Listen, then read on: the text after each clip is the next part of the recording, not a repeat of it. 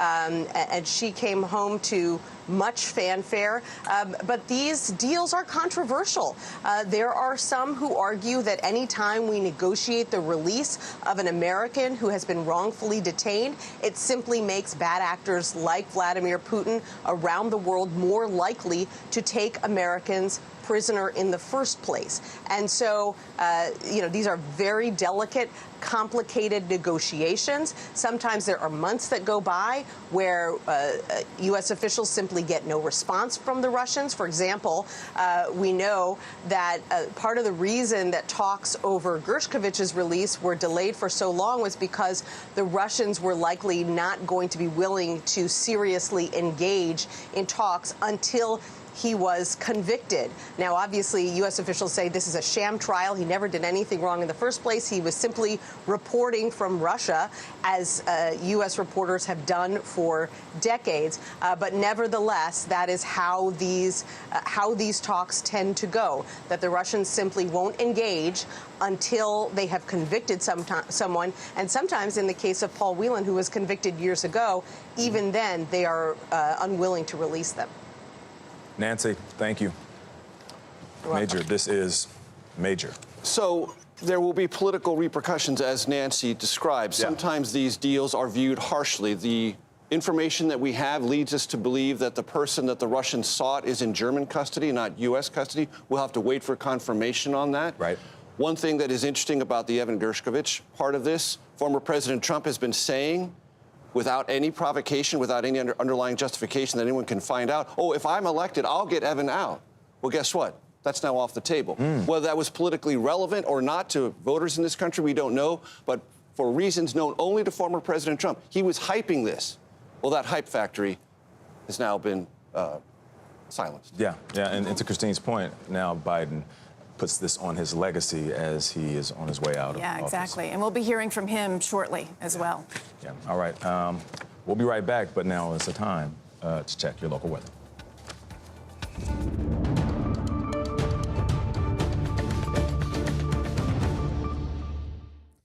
And we have been following breaking news. Wall Street Journal reporter Evan Gershkovich, who was imprisoned in Russia, facing 16 years on espionage charges, now on his way home. Gershkovich, the Journal, and the State Department consistently said the charges were false. His release is part of a complicated prisoner swap between the United States, Russia, and other countries. Now, we are still awaiting details as to what the U.S. negotiated with Russia. We do know it's a prisoner swap, but who these prisoners are, we're still awaiting confirmation of those details.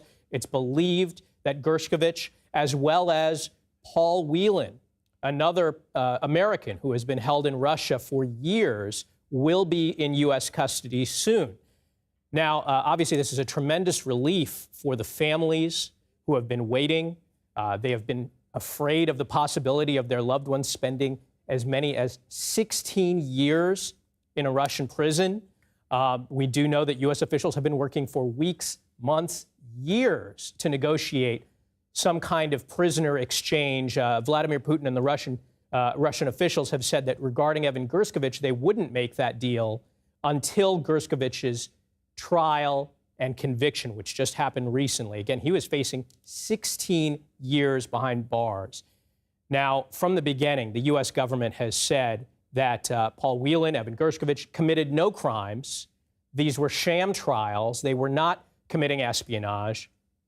Ultimately, what they've been saying is that Vladimir Putin has been using Americans as bargaining chips to try and get his allies, prisoners that are held in America, released from custody.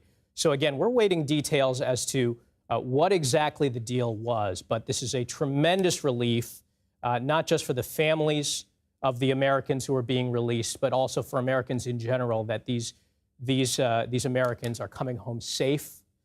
They're coming home soon. And they are not going to be spending the next 15, 16 years in a Russian prison. So we are continuing to await some more details on this. Again, all developing here in the last few hours. We want to give a little context here, because it was not that long ago that we were here again with Brittany Griner, who is also held, an American held by Russia. And there was a deal made for a Russian arms dealer, Victor Bout. This is in late 2022 that this took place. And when that happened, there was a lot of talk about whether Paul Whelan, who has been waiting for more than 5 years in a Russian prison, would be part of that release. U.S. officials said at that time that Russia took him off the table. They said they would not release him at this time. And the Whelan family has expressed a lot of concern that the American government has forgotten about him, that there was so much talk about Brittany Griner, that there was so much talk about Evan Gershkovich, that Paul Whelan, a former Marine, has been forgotten about.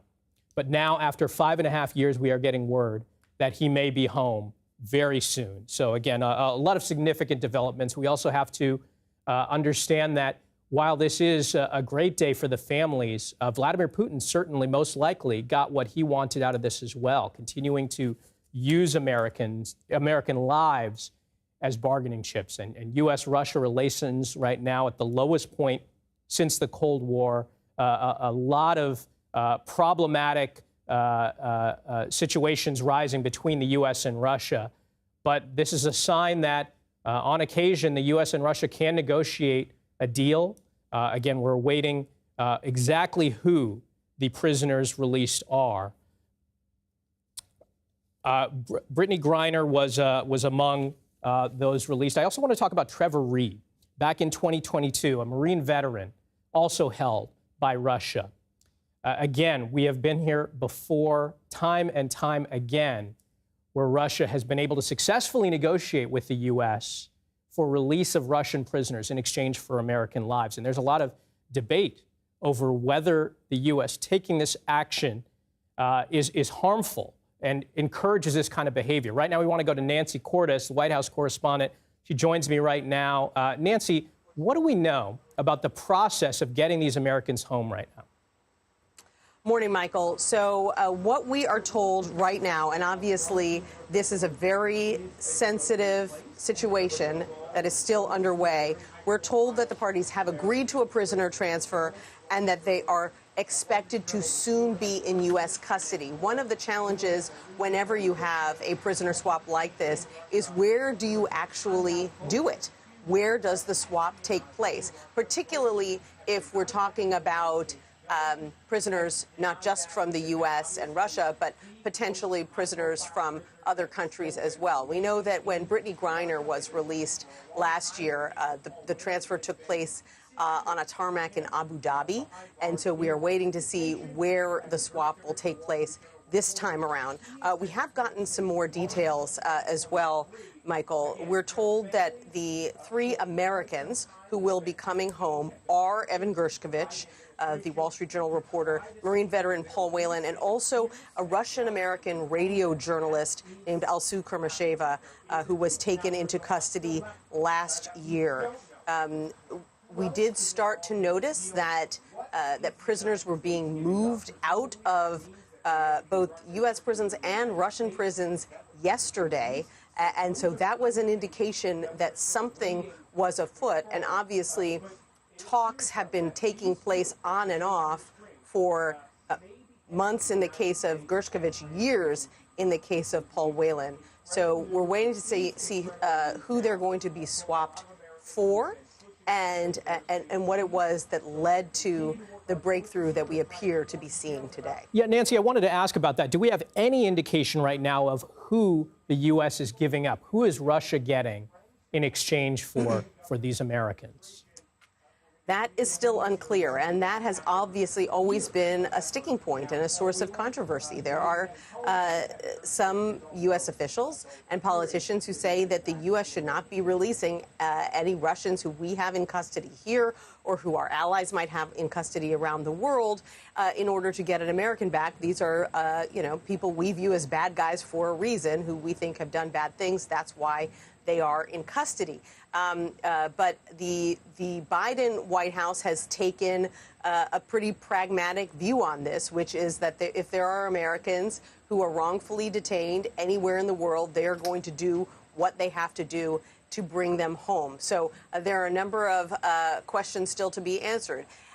Who is being released? Are they being released here in the U.S. or are they being released in other countries? There is one Russian in particular who's been held in Germany, suspected spy, also accused of murder, who the Russians have been trying to get home as part of some prisoner swap for quite some time. So would that individual be involved? Maybe Russians who are detained in other countries around the world. How many suspected Russian spies are being released in exchange for these very high-profile Americans who have been, who've been sought by the U.S. for quite some time now? You know, Nancy, former President Trump has said that he would be able to negotiate Evan Gershkovich's release immediately if he won the White House. Now that this has happened under the Biden administration, or now that this process is taking place, how significant is this for the Biden administration that this is happening? It's very significant. This is something that President Biden has described as priority number one for him for quite some time. Obviously, there was a ton of relief and fanfare when Brittany Griner was released last year. That was also a big goal of his. He routinely meets with the family members of these hostages. There is a big team at the State Department which is solely involved in trying to get these individuals home. So this is a big priority for this administration, not just when it comes to Americans who are held in Russia, but also Americans who were held in Venezuela, who were also brought home. President Biden has really made the case since the beginning of his administration that if there are Americans who are wrongfully detained anywhere in the world, he's going to do everything he can to bring them home. I want to talk about Paul Whelan also, because I remember it was just last month. It was just a July 4th when the Whelan family was talking about him spending another Independence Day in Russian custody. And the family at times trying to put pressure on the administration and the government, feeling at times that he'd been forgotten. Have we seen pressure from the family on the White House, on the government, trying to get his name out there, get more attention on that case? Yeah, you know, you can only imagine the agony of this family as they watch other Americans several times now be released by the Russians without Whelan coming home. Sometimes that's out of the U.S.'s control. Russia's only going to release who it wants to release. And there are a variety of reasons why the Russians might be willing to release one individual and not others. But there's no question that he has sort of been passed over multiple times now. He's been held since 2018. He was sentenced to 16 years in prison for espionage, something that the U.S. has always denied that he was involved in. He was in Russia to attend a friend's wedding. And so, you know, his imprisonment in particular is something that has weighed on this president and that this president has talked about quite a bit. And so, you know, you can imagine that, you know, as part of these talks, obviously Evan Gershkovich has gotten a lot of attention because he is a Wall Street Journal reporter. He was simply doing his job, you know, when he was taken into custody. So he's quite high profile, just as Brittany Griner was. But it was always an insistence of this administration in talks with the Russians that any prisoner swap would have to involve Whelan as well. Nancy, there are going to be those that argue that deals like this will only encourage Vladimir Putin to continue to take Americans into custody on false charges. Have you heard some of that talk in the White House? We've certainly heard it on Capitol Hill, and I'm sure we'll hear it again today. There are politicians, and you'll probably hear it more from Republicans, who will argue that the U.S. is appeasing Russia by releasing Russians in exchange for Americans who have done nothing wrong. They will argue that that any time the U.S. does this, that it simply makes Americans abroad less safe, that it inspires bad actors, whether it is Vladimir Putin or some other dictator or even a private actor simply looking for a big payday, that it fuels them to take Americans hostage, knowing that either American companies or the American government will be willing to pay a big price to get them out. This is a trade-off that that this White House and the State Department have really grappled with, because that is an obvious concern. President Biden has come down on the side of it's worth it to take those risks because it's so important to bring Americans home. But no question, there will be politicians who argue the opposing view, which is that that doing this just makes more Americans less safe. Now, remind us, what did Russia claim that Gershkovich and Whelan did? What was the crime that they were accused of committing and convicted of? So they were both taken into custody and accused of espionage, and later they were sentenced to 16 years for espionage. Obviously, in the case of Gershkovich, he's really guilty of being a good reporter. He was in Russia covering Russia. That's all that he was doing there. In the case of Whelan, there's never been any evidence that he was conducting any espionage. These are simply Americans who were in the wrong place at the wrong time. And this is something that we have seen time and time again. So it's a pretty old storyline. There's also this Russian-American radio journalist, a journalist for Radio Free Europe. Her name is Alsu Kurmasheva, and she was similarly accused of something like trying to incite Russian troops or to report falsely on Russian troops. Obviously, she was simply there in her capacity as a journalist as well, and we're now told that she is involved in the deal along with others. So it appears to be more a matter of convenience for the Russians about who they take into custody and when. They take individuals like Brittany Griner into custody because these are people who are relatively well known in the United States, and they believe that the U.S. will be willing to pay a higher price to get someone high profile like that back to U.S. soil. Nancy, we can't separate the fact that we are less than 100 days out from an election. And despite the fact that President Biden is no longer in that race, how significant a win is this for the administration? I think it's a major win for a president who has been pretty beaten down lately, frankly. I mean, he did not want to leave the race. He resisted it for weeks, even as members of his own party argued that he should go, that he had lost a step. He made the case over and over again that he was able to do the job, that he had gotten a lot done in his first term, and that he was prepared to get a lot done in his second term. But nevertheless, the heat just got too intense. You had members of congressional leadership from the Democratic Party basically signaling to him more and more publicly that he needed to leave the race and hand the reins over to his vice president.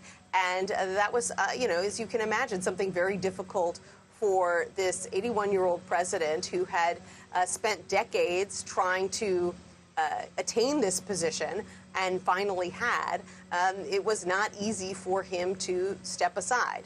And so there's no question that a breakthrough like this that had been sought in Paul Whelan's case for years, but in Gershkovich's case about a year, there's no question that this will be a much desired change of storyline for the president, who has really kind of laid low since handing the reins over to Harris about a week and a half ago. She is obviously now the star attraction as she crisscrosses the country running for president. And I assume that once the transfer has actually taken place and these individuals are on their way back to U.S. soil, that he will want to come out and speak publicly and explain to the American public what went into this deal. Have we seen much of Evan Gershkovich or Paul Whelan or Kurmasheva? Do we know what condition they've been in the last time we saw them? I know we saw Evan Gershkovich at his sentencing a few weeks ago. Right. They've been in various jails. They've been in penal colonies. We only see them when they have a court appearance, and Paul Whelan doesn't really have court appearances anymore because he was sentenced so long ago. So he is off.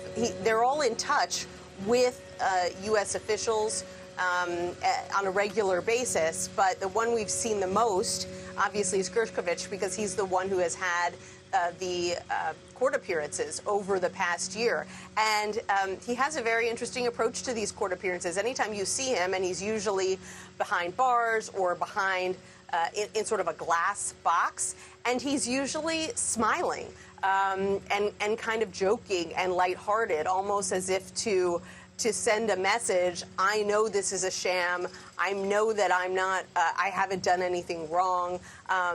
And I know why the Russians are doing this.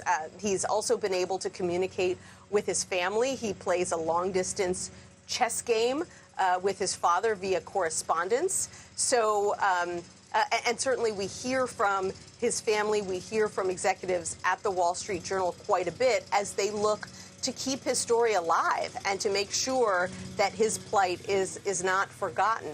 But it will be truly amazing to see him back on U.S. soil and to hear directly from him what he was thinking when he was in those courtrooms, when he was hearing these charges being read against him, charges of espionage, and really how he maintained his optimism and his sanity while he was being held in, what by all accounts are pretty punishing conditions over the past year and a half. Nancy, do we expect to hear from the president soon on this?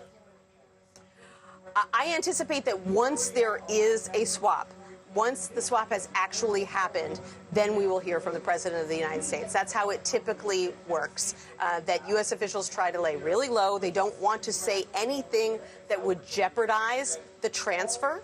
And so they tend to say as little as possible. In fact, they tend to prefer that we don't even know about this before the swap has actually happened. Obviously, now the cat is out of the bag, but they tend to prefer to say as little as possible until we know that the swap has taken place and we know that those Americans are on their way back here to the U.S. Well, Nancy Cordes at the White House, thank you for keeping us up to date. I know you're working to get more details on this, so we will check back with you shortly.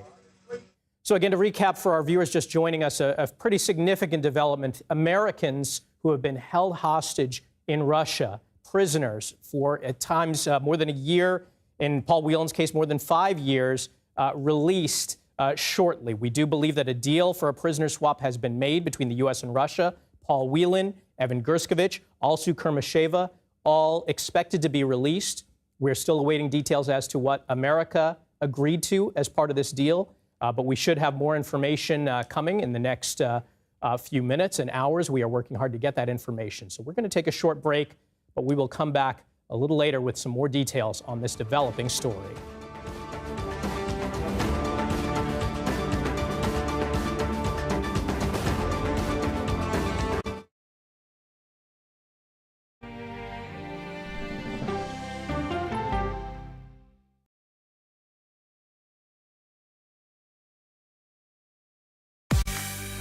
On our places, bright, shiny faces. When you wake up in the morning, we want to be your go-to team. Nate has one of the quickest minds I've ever seen. Tony has a way of making people feel comfortable. Gail has this unbelievable knack to ask the question that you're asking at home. I've been told I could talk to a tree, and that's pretty much true. I don't go to work in the morning. I go for coffee with my two good friends, and we talk about the world. Your morning routine just got better. CBS Mornings, weekdays at 7.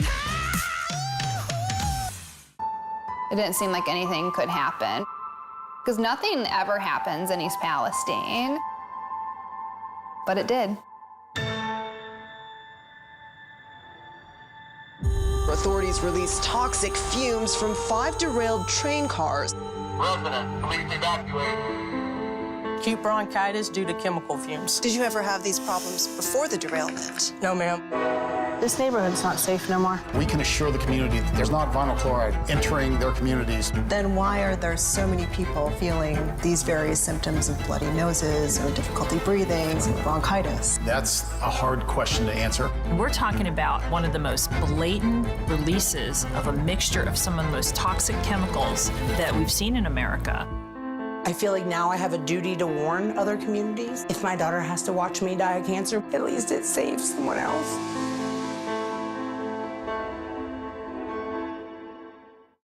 This case. It's like a screenplay, something straight out of Hollywood.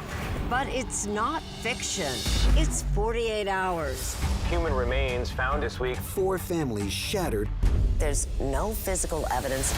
The mystery would haunt investigators for years. There's some questions that have to be asked and need to be answered. Like a John Grisham novel. A gripping true crime original. 48 hours. Now streaming on the free CBS News app. Stories that inform. You can be really old at 60, and you can be really young at 85. Inspire. How do we unlock the power within ourselves to be who we want to be? And brighten your day. The best part of fame is making people feel good. Always send the people home happy. Make every day a little more like Sunday morning. Here comes the sun. Stream now on the free CBS News app. Hello, everyone, and welcome to our Dragon capsule here in space. Sightseers in space, the thrill of a lifetime. Seeing the Earth from space, it was so exhilarating. But the risks that come with the territory. There have been 4 fatal accidents. That's a 1% fatal accident rate. Might make you look before you launch. If you had 1 out of 100 airplanes falling out of the sky, we'd have a public crisis. Space tourism, now streaming on the free CBS News app. I'm John Dickerson. Join me for the Daily Report, weekdays on CBS News 24/7. Okay, let's go. You guys good? Hey. All right, we good? Keep going. The clock, it's ticking. Off we go. 60 minutes. 60 minutes. 60 minutes. It's time for 60 Minutes. Sundays on CBS. I'm a voracious consumer of information and news. I am constantly curious and constantly want to learn. I know I personally want to know the basic facts of every issue and to press into the heart of the matter. Information is the currency of democracy, and that's what we bring to the table every Sunday.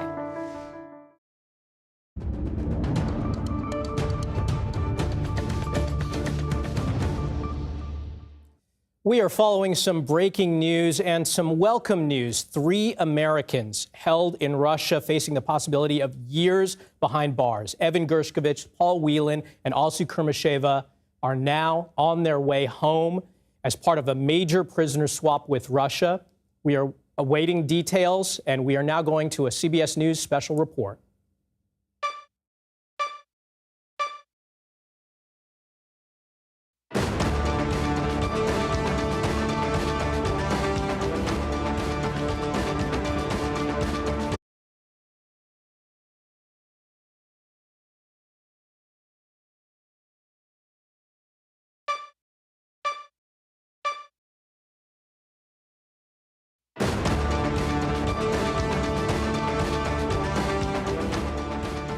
This is a CBS News special report. I'm Nate Burleson in New York with Major Garrett and Christine Johnson. Breaking news, the United States and Russia have agreed to a prisoner swap that will see the release of Wall Street Journal reporter Evan Gershkovich and Marine veteran Paul Whelan. Gershkovich was recently sentenced to 16 years in prison on espionage charges. Gershkovich, the Journal, and the State Department consistently said the charges were false. The United States said Whelan was also wrongfully detained. Nancy Cordes is at the White House with what we are learning. Nancy, good morning.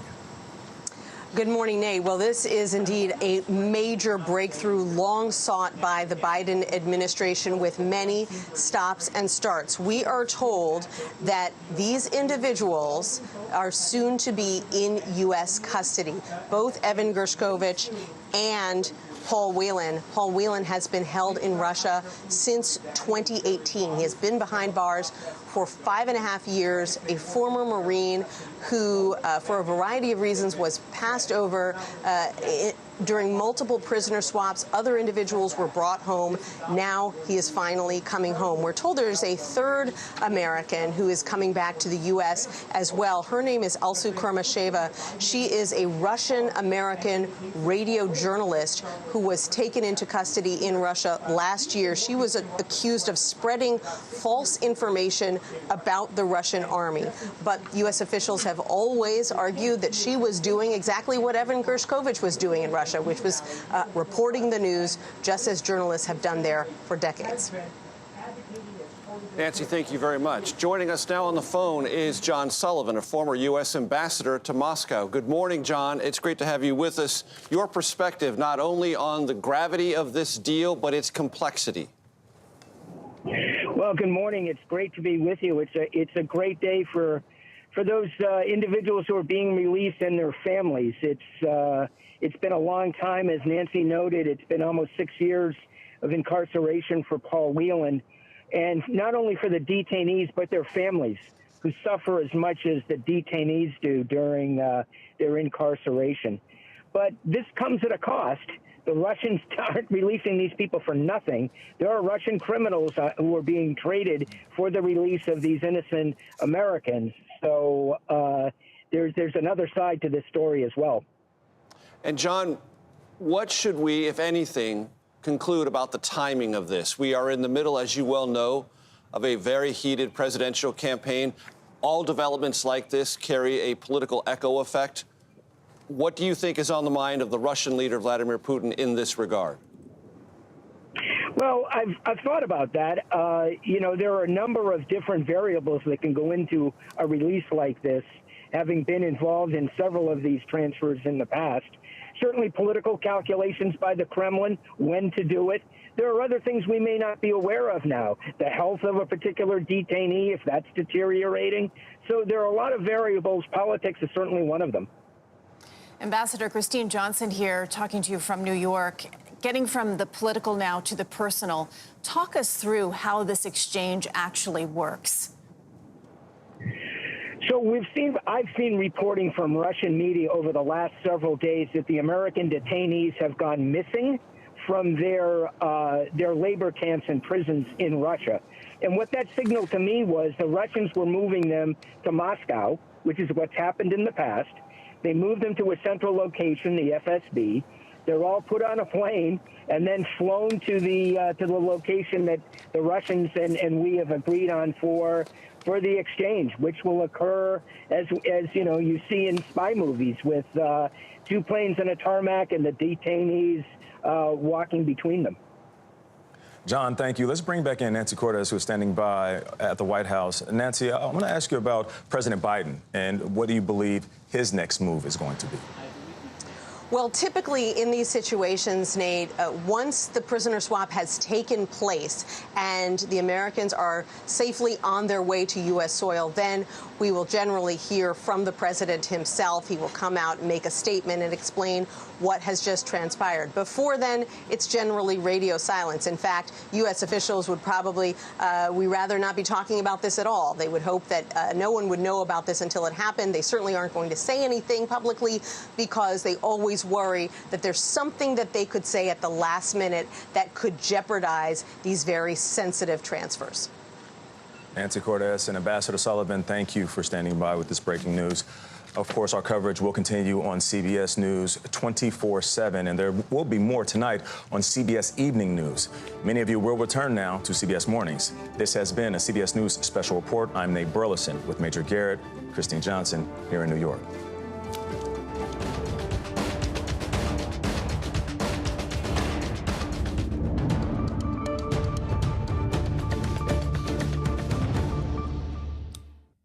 If you're just joining us, we've got breaking news. 3 Americans being held by Russia are now on their way home. Evan Gershkovich, Paul Whelan, and Alsu Kurmasheva, part of a large prisoner swap with Russia. We are awaiting details on the specifics, what prisoners America was willing to release to Russia in exchange for these 3 Americans. We don't know yet, but we do know this has been in the works for months.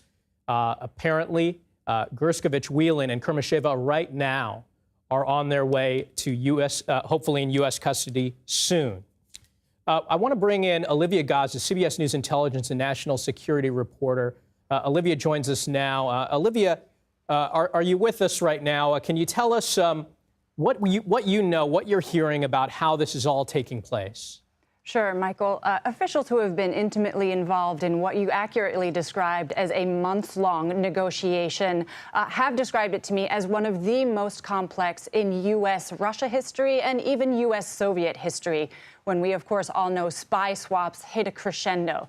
The reason for that is the number of players involved and the number of now political prisoners involved. The U.S., of course, disputing that either Evan Gershkovich or Paul Whelan were involved in any kind of espionage, finding them both to have been wrongfully detained by the Russians. Alsu Kurmasheva, also a journalist, the U.S. did not officially designate her in the course of its investigation to be wrongfully detained, but President Biden personally appealed for her release in April of this year, calling her out by name and calling on the Russians to release her. Speculation had been mounting that a deal was close when people who monitor prisons in Russia noticed that some high-profile political prisoners had been shifting around, had disappeared from rosters. Among them was Paul Whelan and another prominent Kremlin critic, Vladimir Kara-Murza. We are still awaiting final details of what this negotiation involved, which prisoners might be going where, but we do expect that these 3 American citizens expect to step on U.S. soil in a matter of hours tonight. And Olivia, remind us, what had Russia charged these Americans with? What were they accused of doing?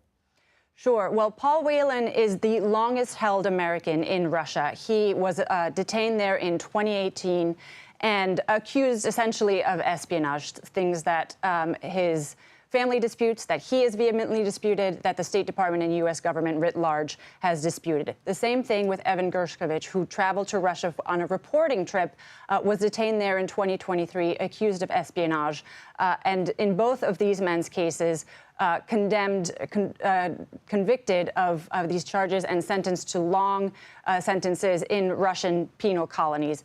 Paul Whelan, of course, serving out a number of years already, and Evan Gershkovich recently sentenced in July. Alsu Kurmasheva, in a similar sort of rushed trial earlier in July, was sentenced to 6.5 years. She was accused of spreading false information about the Russian military. The U.S. administration obviously views all of these as trumped-up charges and as Russia trying to negotiate for political prisoners, things that it's taken with caprice and without real cause. These 3 Americans coming home, obviously a tremendous relief, not just for the families, but for all Americans. But did Vladimir Putin also get what he wanted, too, in terms of using American lives as bargaining chips to get prisoners released? Is this a win for him, too? Well, apart from a win for him, it's not without a cost to the U.S., right? We are still awaiting the details of who was swapped for whom. We do know it's been publicly reported that the Russians have had their eyes on a convicted murderer held in a German prison whose name is Vadim Krasikov.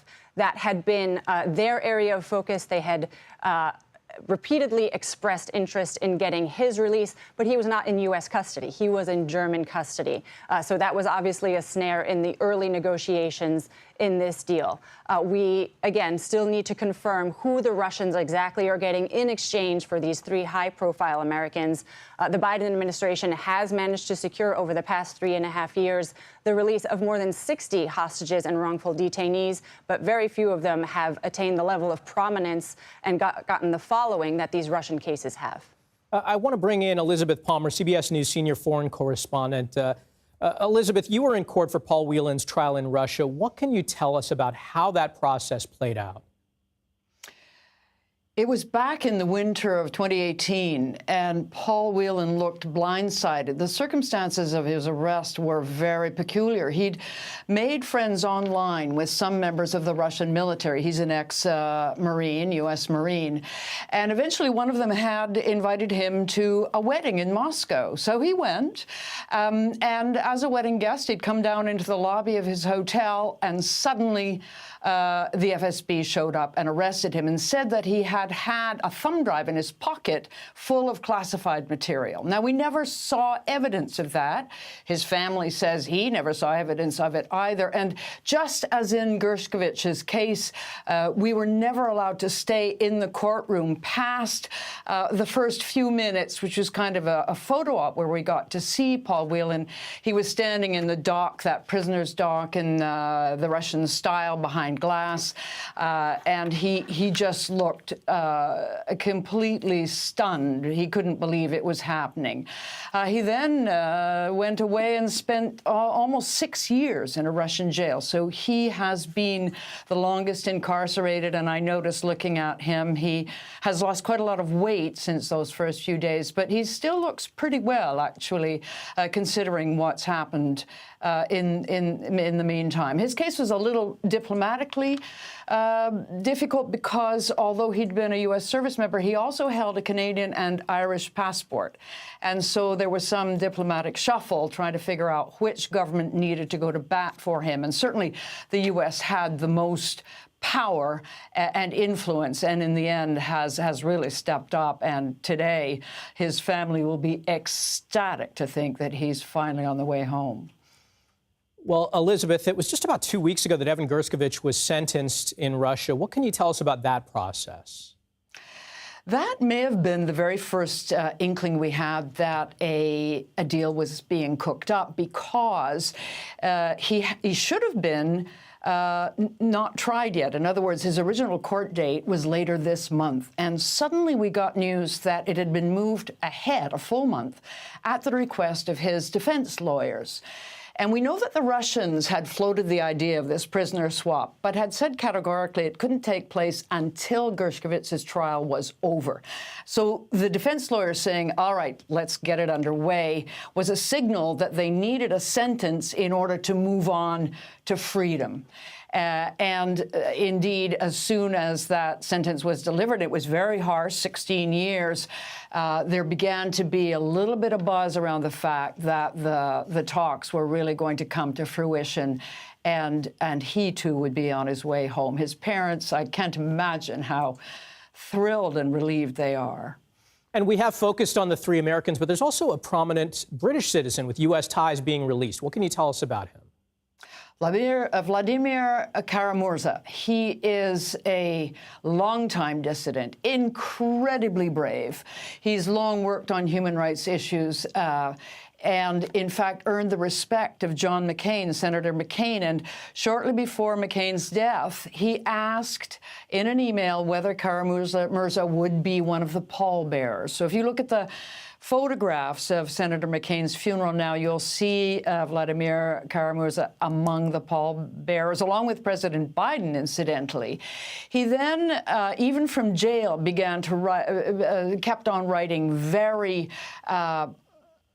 punchy and well-reasoned critiques of Putin's government and the gross human rights abuses that were continuing, and in fact won the Pulitzer Prize for commentary for those writings. He believes he was poisoned twice by the FSB, maybe as a warning, but he survived both times. Though his health is thought to be very fragile. So it's of particular, I think, relief to his family that he's getting out of Russian custody, because he won't have been getting the medical care that he needed to, to thrive. Elizabeth, at this point, do we have any sense of who the Russians could be getting in return? Well, the only name is the one that Olivia mentioned, Vadim Krasikov. He's been at the top of the list for a long time, and that indicates that the Germans have agreed to be part of this swap because they're the ones who have him in custody.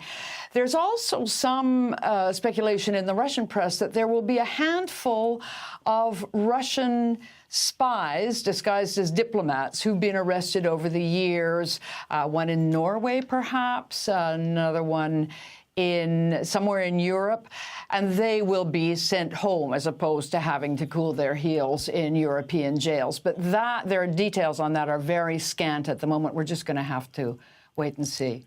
I want to bring Olivia back in. A deal like this, a massive prisoner swap, can you talk about how many agencies, and this is not just multiple agencies in the U.S., but also multiple countries involved, how large is the scope of a deal like this? Right. Well, I think we're still awaiting details on who exactly was involved, but we do know multiple government agencies, including the White House, the State Department, and the CIA, which has what's referred to as a special channel with the Russians in order to discuss swaps like these, just given the long-standing, again, history going back to Soviet times when spy swaps were much more frequent.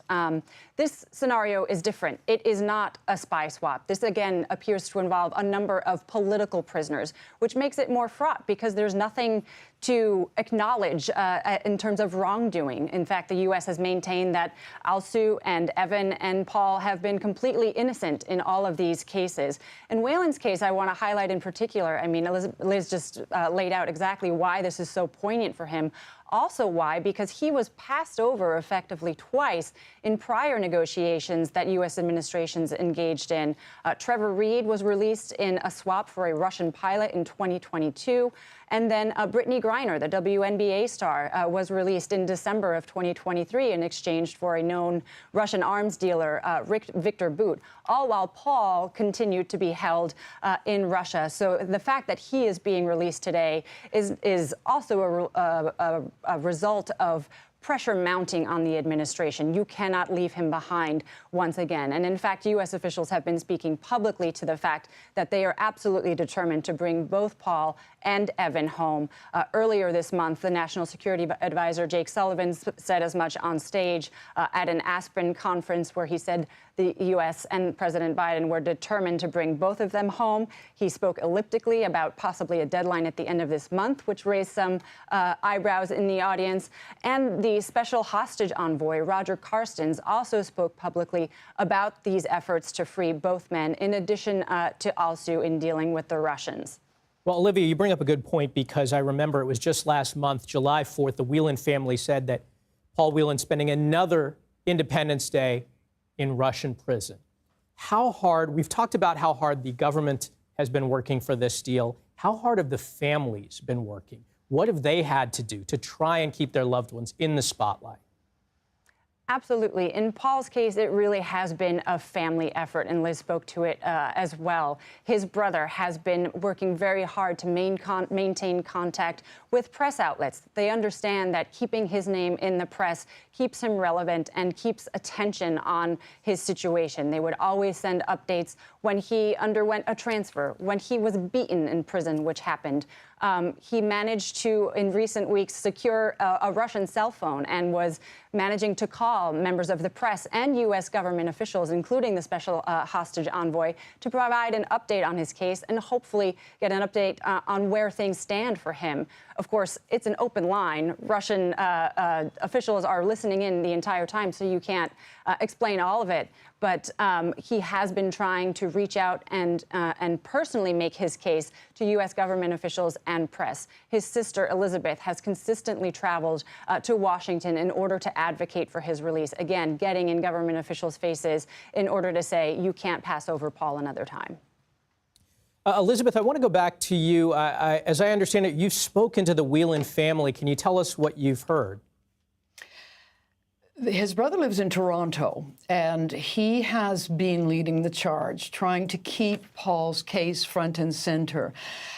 He was tireless, very much encouraged by the American embassy in Russia. While it was able to, the American ambassador kept visiting Whelan, even during the years of COVID, when I think to Paul Whelan, he must have felt that he was forgotten about. His brother was a very good correspondent, and he's eloquent in his emails. And I think he, more than anybody, managed to keep this case alive and will deserve a huge amount of the credit, and I'm sure Paul's gratitude when he finally gets to give him a great big hug.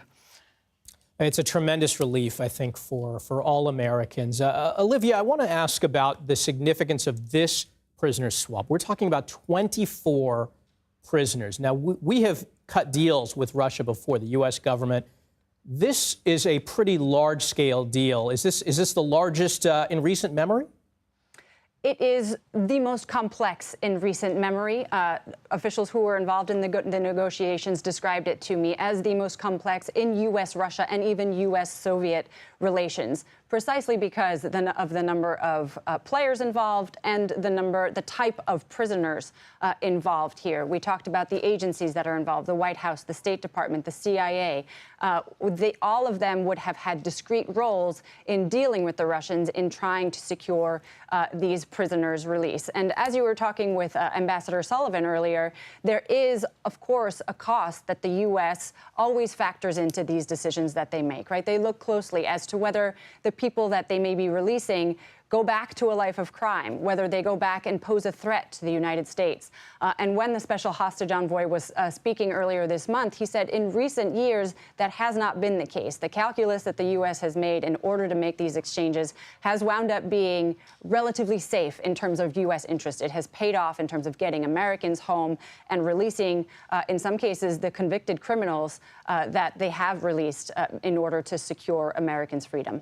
And right now we are joined on the phone by John Sullivan. He was U.S. ambassador to Russia from 2020 to 2022, and he is now a CBS News contributor. Mr. Ambassador, thanks for joining us on the phone.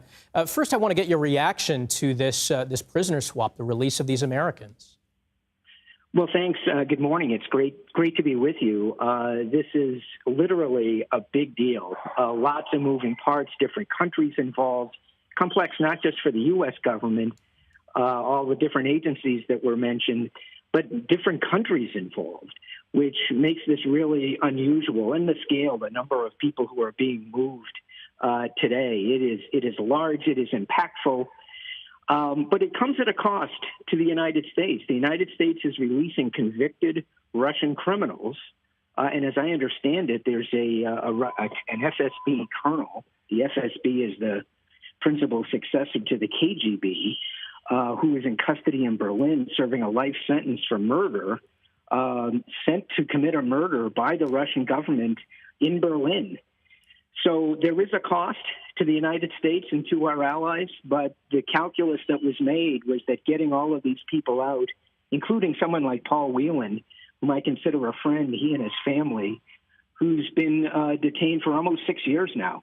It's a great day for them and their families. Well, Ambassador, I think anytime Americans come home safely, it's cause for celebration. But does this also give incentive to Vladimir Putin to do this again, to take Americans as bargaining chips to get more prisoners released in the future?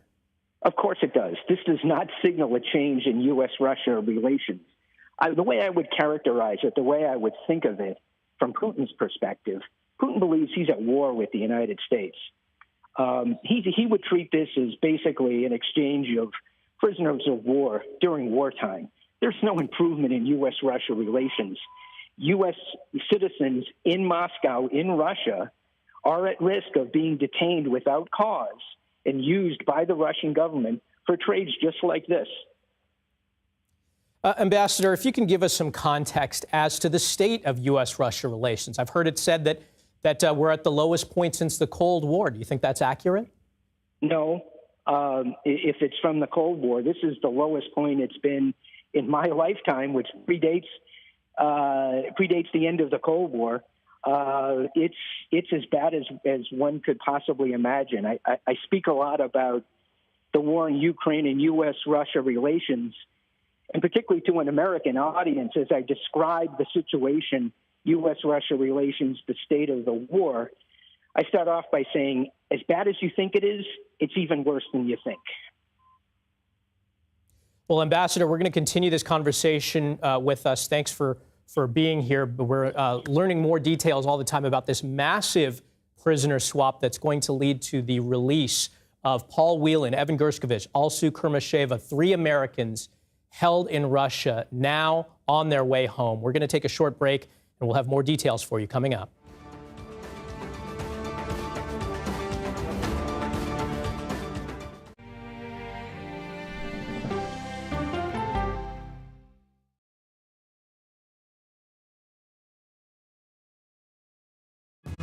Coming up, our series. Wait a minute. Tom, is that you working the camera? Keep leaning out of your close-up. Your morning routine just got better. CBS Mornings, weekdays at 7.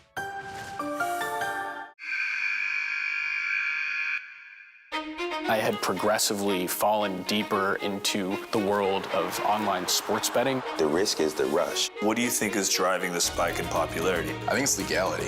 If it's legal, I'm going to use it. There are ways to bet when you are 18. We've created an epidemic of child gambling. You can't walk into a male dormitory in a college campus without sports betting happening. It's America's most neglected problem. I used sports betting as a way to escape, when in reality, I'm choosing self-destruction. Whatever I had left, it was gone. The purpose of the industry is to get you to play to extinction. And that means until all your money is gone.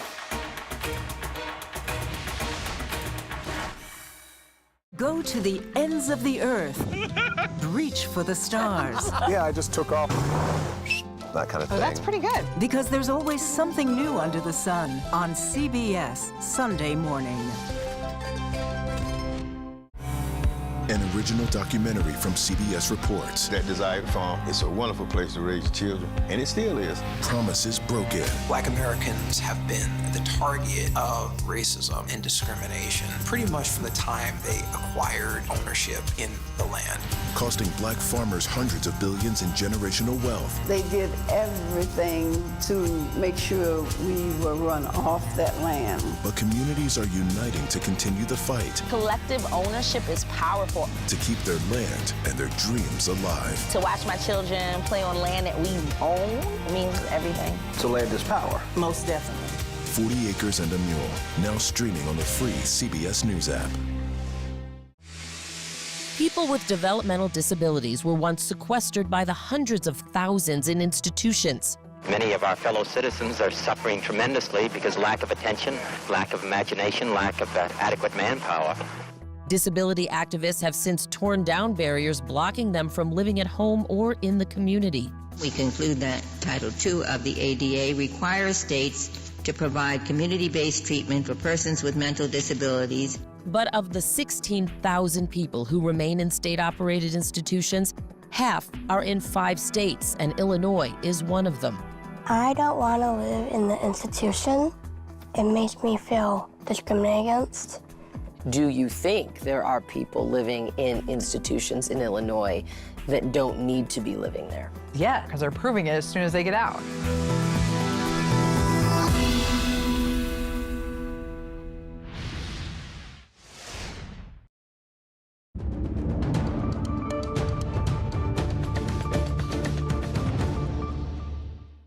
All right, if you're just joining us, we're following breaking news. A major prisoner swap is underway between the U.S. and Russia.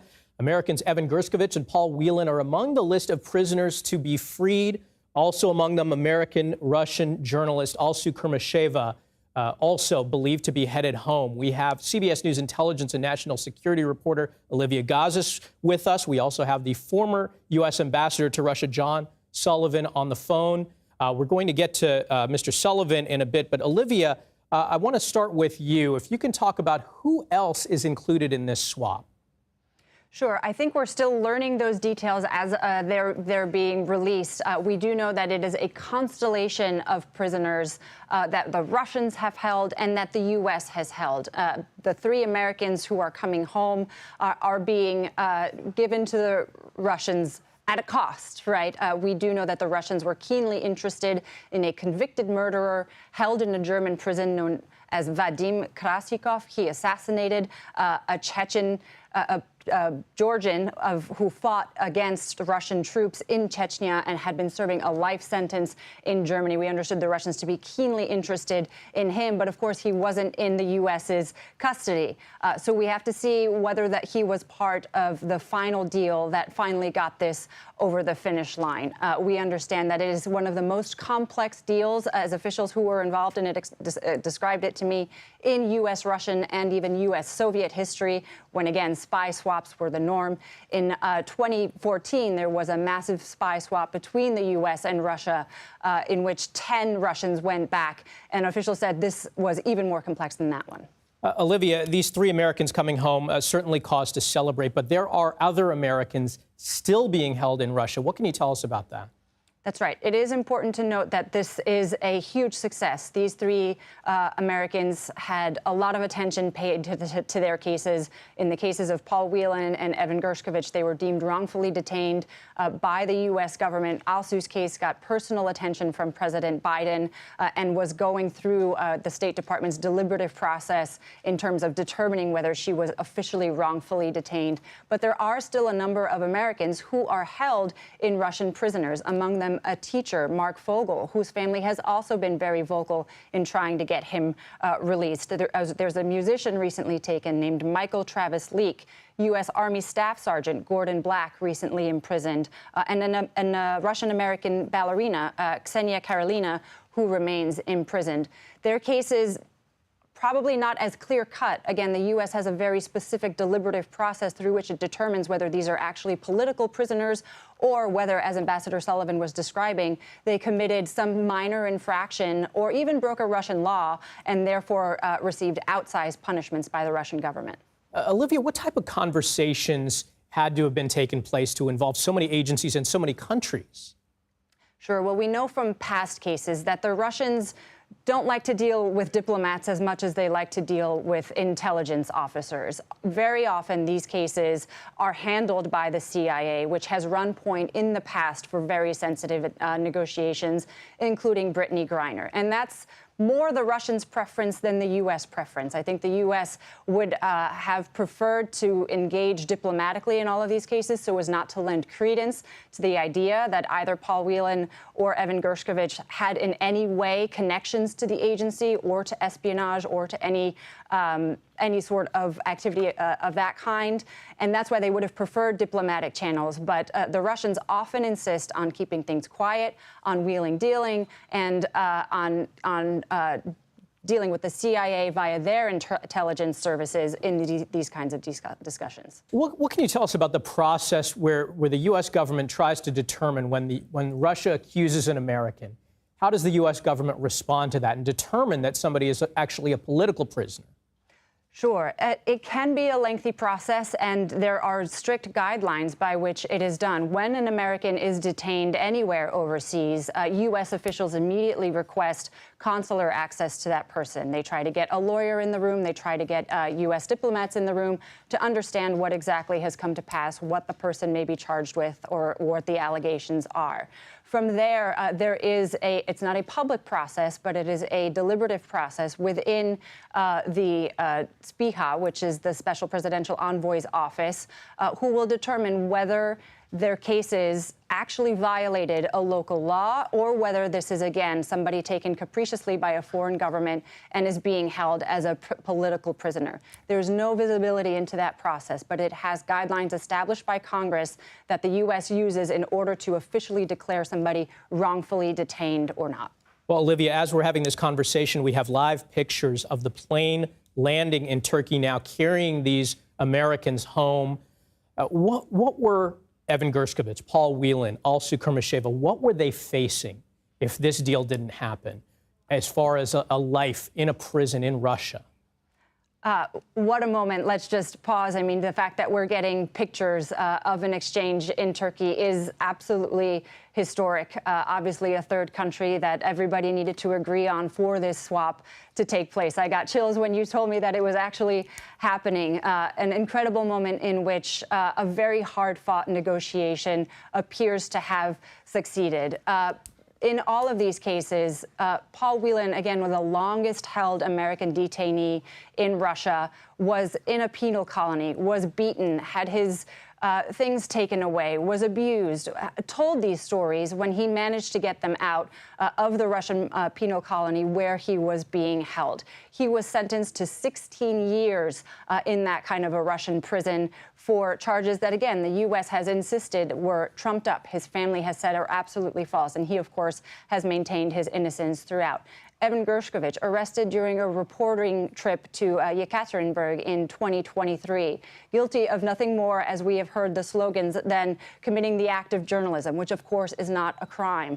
But he was sentenced in a very hasty trial in early July to also 16 years in a Russian penal colony. We saw the pictures of him in the Russian cell. We could not hear him, but we saw him at some points try to express optimism, holding up a heart symbol, smiling for the press. And we have routinely heard U.S. government officials who have met with them, diplomats on the ground in Russia, describe them as resilient, as strong, as really keeping up their spirits in the face of incredible adversity for years, and in Whelan's case, years and years. And as we watch these pictures, the live picture of the plane bringing these Americans home, you have to think about the families who have been afraid that they may never see their loved ones again.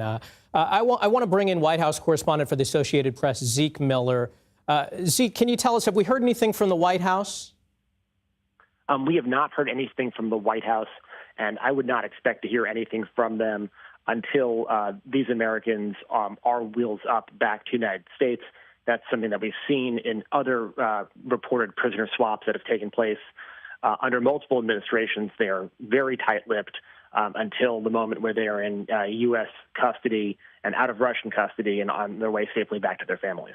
Now, this is all happening at such a critical time in American politics. We're less than 100 days away from an election.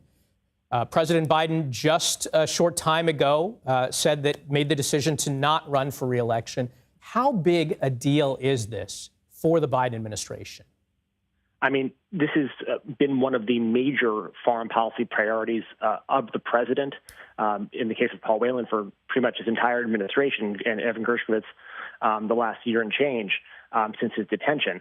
So this has certainly been very high on the list for President Biden and his administration. And it was one of the things that he mentioned as something that he wanted to get done in his final 6 months in office, in that Oval Office address just a little over a week ago. So being able to potentially bring it, show a deliverable on one of his top priorities for the end of his time of his one and only term in office is certainly a feather in the cap for the president's foreign policy legacy that he's trying to show the American people in his closing days, with less than 6 months left before he leaves the White House. Zeke, I know the families of Paul Whelan and Evan Gershkovich have been trying desperately to keep their loved ones in the national spotlight and put pressure on the White House.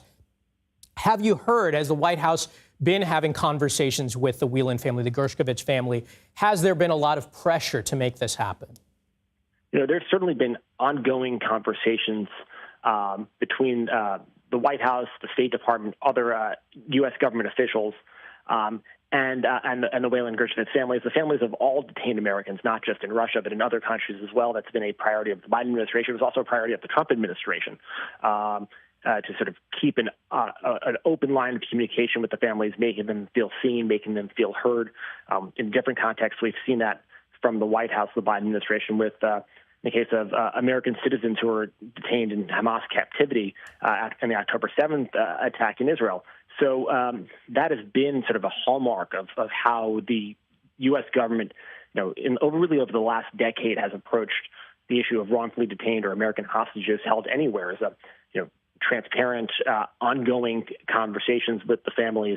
And certainly, if this deal is concluded, we'll certainly hear a lot more about the depth and duration and the cadence of those conversations. Again, all of this is happening in the midst of our presidential race. Donald Trump has said that if he won the White House again, he would get Evan Gershkovich released on day one. He has been saying that. He has been promising that. The fact that this happened today, under the Biden administration, how significant is that? It certainly does neuter a political message that former President Trump was going to use on the campaign trail. But this is one of those moments that really does transcend politics. This is, the return of Americans held overseas. Is sort of foundational to the role of a president of any party. And so you would sort of like to see some sort of bipartisan consensus around doing this. At the same time, it's hard to put blinders on in a political year. Certainly there'll be some sort of politically tinged reaction, particularly as we learn about the other side of that agreement. who had to be traded in order to secure the release of these men. And those are very tough policy calls. And, certainly there may be some things there that some people may criticize. So it'll be very interesting to see how, on one hand, you're talking about the very positive potential release of Americans held wrongfully overseas, but also at what cost, and how that will play out in the public space and the political space is something we'll have to follow in the days and weeks ahead. And we want to mention that we've learned that the families of the released Americans have been invited to the White House. Again, we are seeing live pictures of a plane in Turkey carrying these 3 Americans back home. We're still awaiting details as to the specifics of this deal, but I want to ask Zeke, is there also the concern about backlash? There will certainly be some who criticize the administration for giving Vladimir Putin what he wants. Though 3 Americans are coming home safe, there are some who argue that this gives an incentive for Putin to continue to do this kind of thing. Now, that really is a question that is asked every time one of these deals are struck.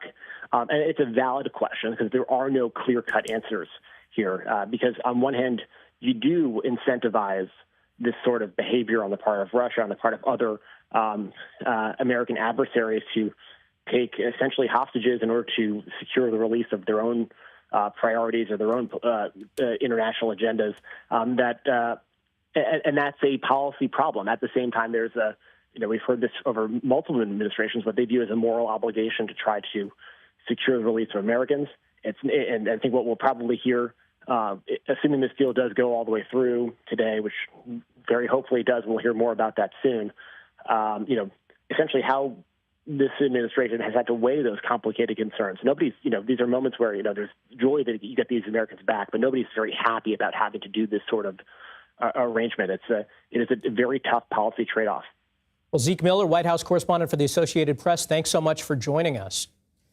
I want to turn now to William Pomeranz. He's the senior fellow and former director of the Wilson Center's Kennan Institute. First off, thanks so much for joining us, William. Give us a quick overview. Where do U.S.-Russia relations stand right now? Well, they are in a very difficult position, and it's very encouraging that some of these essentially hostages have been released. But I don't see this as a real turn in U.S.-Russian relations. How is a deal like this able to be negotiated when tensions are so high between these two countries? Well, I think it is able to be negotiated because everyone gets something in this exchange. So we're still waiting to see all of the Americans and who they are coming home. But I think that Russia, in the sense, wanted to make a deal. This will be a propaganda coup for them because they have gotten some of their prisoners in the West to the Russian Federation. But I don't think this will have a significant impact on U.S.-Russian relations, especially since the war in Ukraine is ongoing. William, can you give us a sense of how the Russian court system works? Because we have heard from the U.S. government from the beginning that these Americans did nothing wrong, that they were political prisoners. Can you give us a sense, a little information about the Russian court system, how it works? Well, the court system is very much biased to the Russian state and the prosecutor's office.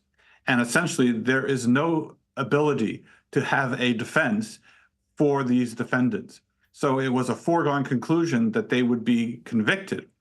The only positive thing about the conviction is that once they were convicted, the Russians would say they had a fair court system and that they basically indicted and convicted all of the people. Really powerful moments that we're watching live as the plane sits on the tarmac in Turkey carrying these 3 Americans home. William, if this deal didn't happen, what were these Americans facing? What kind of conditions would they be enduring in a Russian prison? They would be enduring very harsh conditions. In many cases, no access to families or Western media and so forth. They would be isolated, and it was just a traumatic position for all these Americans who, as you said, did nothing wrong, yet found themselves stuck inside the Russian prison penal system. Now, we know that several Russian prisoners are being released as part of this exchange. Are there concerns about the concessions that the U.S. had to make in these cases? We'll have to wait and see who is traded in this swap. Obviously, in the previous swap with Brittany Griner, they swapped a major Russian, basically war criminal and gun runner for Brittany Griner. So we'll have to wait and see as to who is exchanged. But I think that in light of the terrible conditions that these Americans were placed under, I think that a deal will be a positive aspect for this event. Will Russia and Putin view this as a win as well? I'm sure he will. He always thinks everything is a win for him. And, you know, Russia has a tradition of no prisoners left behind. And so whoever Russia was able to exchange, I believe that there were some people who had been arrested in Slovakia. But I think Putin will herald this as a win and an attempt to say that Russia was able to get its prisoners and that it made no concessions to the West. Indeed, everyone who was exchanged from the American side had already been convicted. I want to bring in Olivia Gazis. Olivia, I want to talk about, we have been here before. We've been here with Brittany Griner. We've been here with Trevor Reed. And now we're here with Evan Gershkovich and Paul Whelan and also Kermashema. Are we going to be back here again? Is Putin going to continue to do this? And is there any sort of warning that the U.S. government puts out for Americans that this could happen to them if they travel to Russia?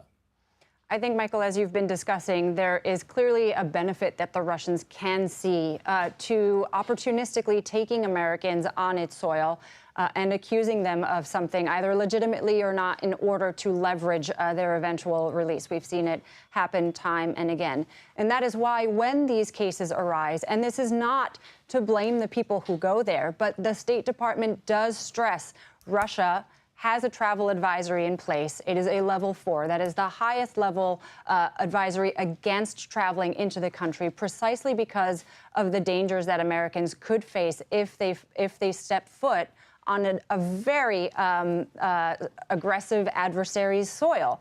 So they try to remind Americans you are not welcome there, you are at risk of being arbitrarily detained there, you are at risk of being imprisoned there.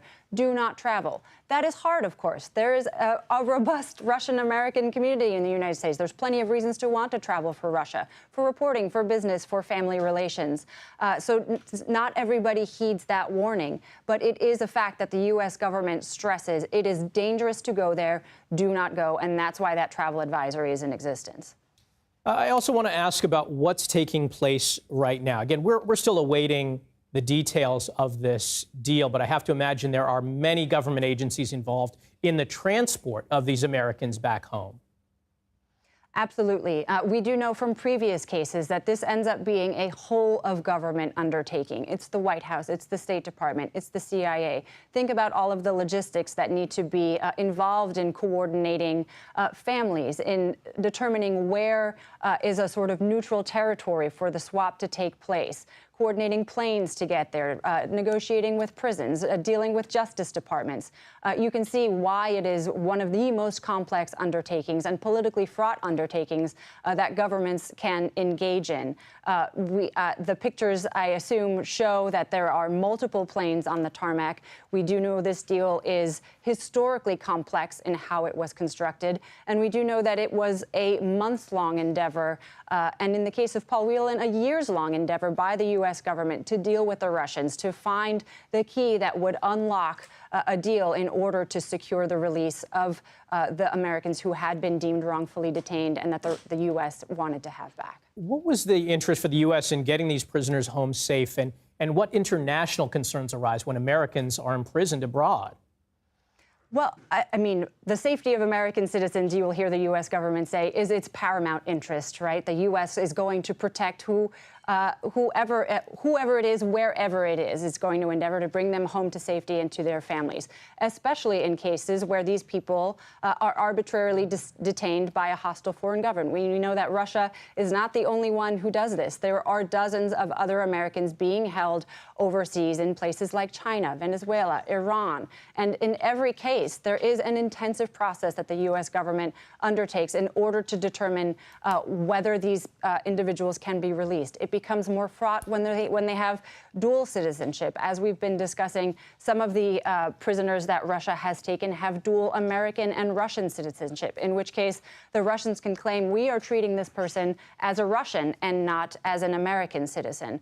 China has done so as well. When there have been joint Chinese and American citizens detained on Chinese soil, the Chinese will say we are detaining one of our own citizens, and therefore we do not even have to offer consular access to you. And so that is why this process that we've been talking about of designating somebody wrongfully detained is laborious, requires a lot of lawyers and investigation and dealing with a foreign government in order to say there is actually no there and we need the citizen back. I want to turn now to AP White House correspondent Zeke Miller. Zeke, I want to talk about the vice president. I imagine that she will also be at the White House when these Americans arrive home. But how significant is this for her campaign? Will this be something that we see her bring up as she runs for the White House? Yeah, she's currently in Houston this morning to attend a memorial service for Sheila Jackson Lee, but her schedule has her returning to Washington. So presumably she'd want to be involved in whatever sort of welcome there is here back in the United States. She's a member of the Biden administration, and she, she's running on the Biden-Harris administration record, and this isn't about to be yet another policy success that she would be able to point to. So it would, I think it's certainly safe to say she's going to, talk about that in the days and weeks ahead. At the same time, this is not one of those issues that is that moves a ton of votes, but is a sort of thing that can help show competence and the capability to lead the country that she will try to sort of associate herself with as she tries in the next 96 days to make her case to the American people that she should be in the Oval Office. William Pomeran, senior fellow and former director of the Wilson Center's Kennan Institute. We were talking about U.S.-Russia relations, and one thing that strikes me is that Russian politics, the Putin administration has been indelibly tied to American politics over the last few years, and there is a perception that that Putin certainly favors former President Trump winning the White House again. Is it surprising at all that Putin was willing to release these Americans under the Biden administration? Yes, I think that is surprising in a variety of ways. But I think obviously Russia wanted to make this deal as well. I think it helps Putin's position. I think he would have wanted to wait a little while and maybe get some glory to former President Trump. But I think the pressure, essentially, on world opinion to get some of these people released was a drag on Russia. Again, not that they don't have other problems, serious problems as well, but now this one problem is off the table. What is the role of Turkey as sort of the stopping point for this prisoner swap? I think Turkey has tried to play an intermediary role throughout this war in Ukraine, between Russia and Ukraine.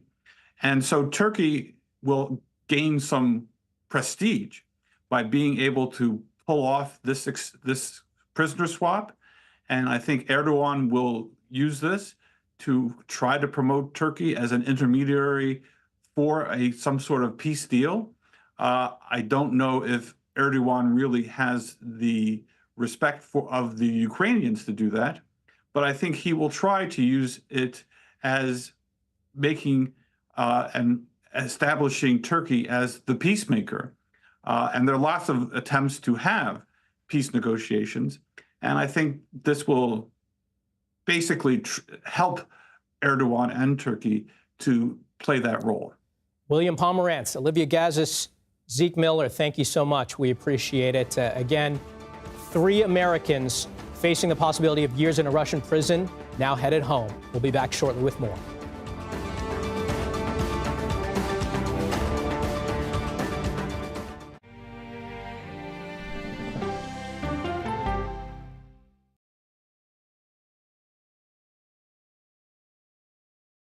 Go to the ends of the earth. Right now. We got something crazy. And reach for the stars. Here we are. Time. Yes, it's my comeback. Hey, this is pretty fun. But wait, there's more. Experience thought-provoking. Welcome to the idea of being a human being. Innovative and truly original reporting. Look through a telescope and go, wow. Because there's always something new under the sun on CBS Sunday morning. At this moment, terrorists could be plotting another attack. 9/11 triggered a counter-terrorist system that included a secret database. This person needs a closer look. A growing list of nearly 2 million people, including some Americans who say they're innocent. For 1-hour flight, I have to spend 6 hours to go and come back. CBS Reports explores the system, the people responsible for it, and those pushing for change. I'm not fighting against them. I'm fighting for them to do the right thing. The Watch List, now streaming on the free CBS News app. Don't miss true crime anytime you want, anywhere you go, with the 48 Hours podcast. Real crimes, real lives, real justice. There's some questions that have to be asked and need to be answered. Listen to 48 Hours on Apple Podcasts. An original documentary from CBS Reports. Imagine yourself in Manhattan with no police, no army, no mayor. The people of Haiti stare down poverty, corruption, natural disasters, and violence. 90% of the guns that are used by gangs in Haiti are American guns. But with an unbreakable spirit and eternal optimism. There are days where I cry, but we can't be discouraged. We still believe in Haiti. They're still able to look ahead with hope. Haiti is on the brink of transformation, a radical shift. Haitians are coming together and saying things must change. Fighting for Haiti, now streaming on the free CBS News app. Hey there, welcome to The Uplift. I thought she was a groom, and I stepped back and I went, oh, you're the queen. She's going to be with me every instant that I'm alive. I just wanted to see if you'd go to Disneyland with me today. I look over at him and he's smiling. I'm going to remember that the rest of my life. They told us when he was going to be born, he was only going to live for 30 minutes. It's really a miracle that he's with us today. The Uplift, stream now on the free CBS News app. When you wake up in the morning, we want to be your go-to team. On our places, bright, shiny faces. I don't go to work in the morning. I go for coffee with my 2 good friends, and we talk about the world. Your morning routine just got better. CBS Mornings. A CBS News investigation. People looking for love, finding their life savings gone. This could happen to anybody. And sometimes losing their lives. Anything for love. Now streaming on the free CBS News app. I'm John Dickerson. Join me for the Daily Report, weekdays on CBS News 24/7. Okay, let's go. You guys good? Hey. All right, we good? Keep going. The clock, it's ticking. Off we go. 60 minutes. 60 minutes. 60 minutes. It's time for 60 Minutes, Sundays on CBS.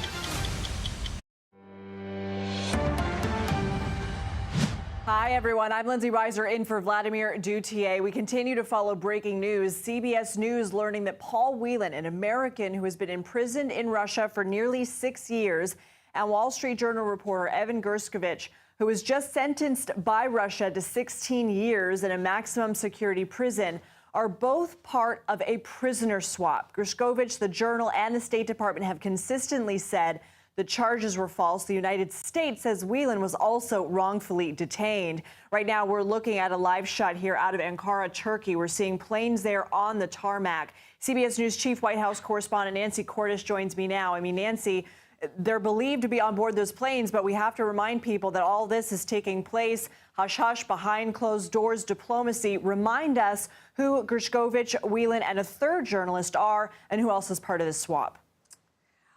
We understand it's a very complicated swap, so it's fascinating to see them see those planes on the ground in Ankara. But it's also possible that this could be taking place at multiple sites involving multiple prisoners. We just simply don't have all the details yet, Lindsay.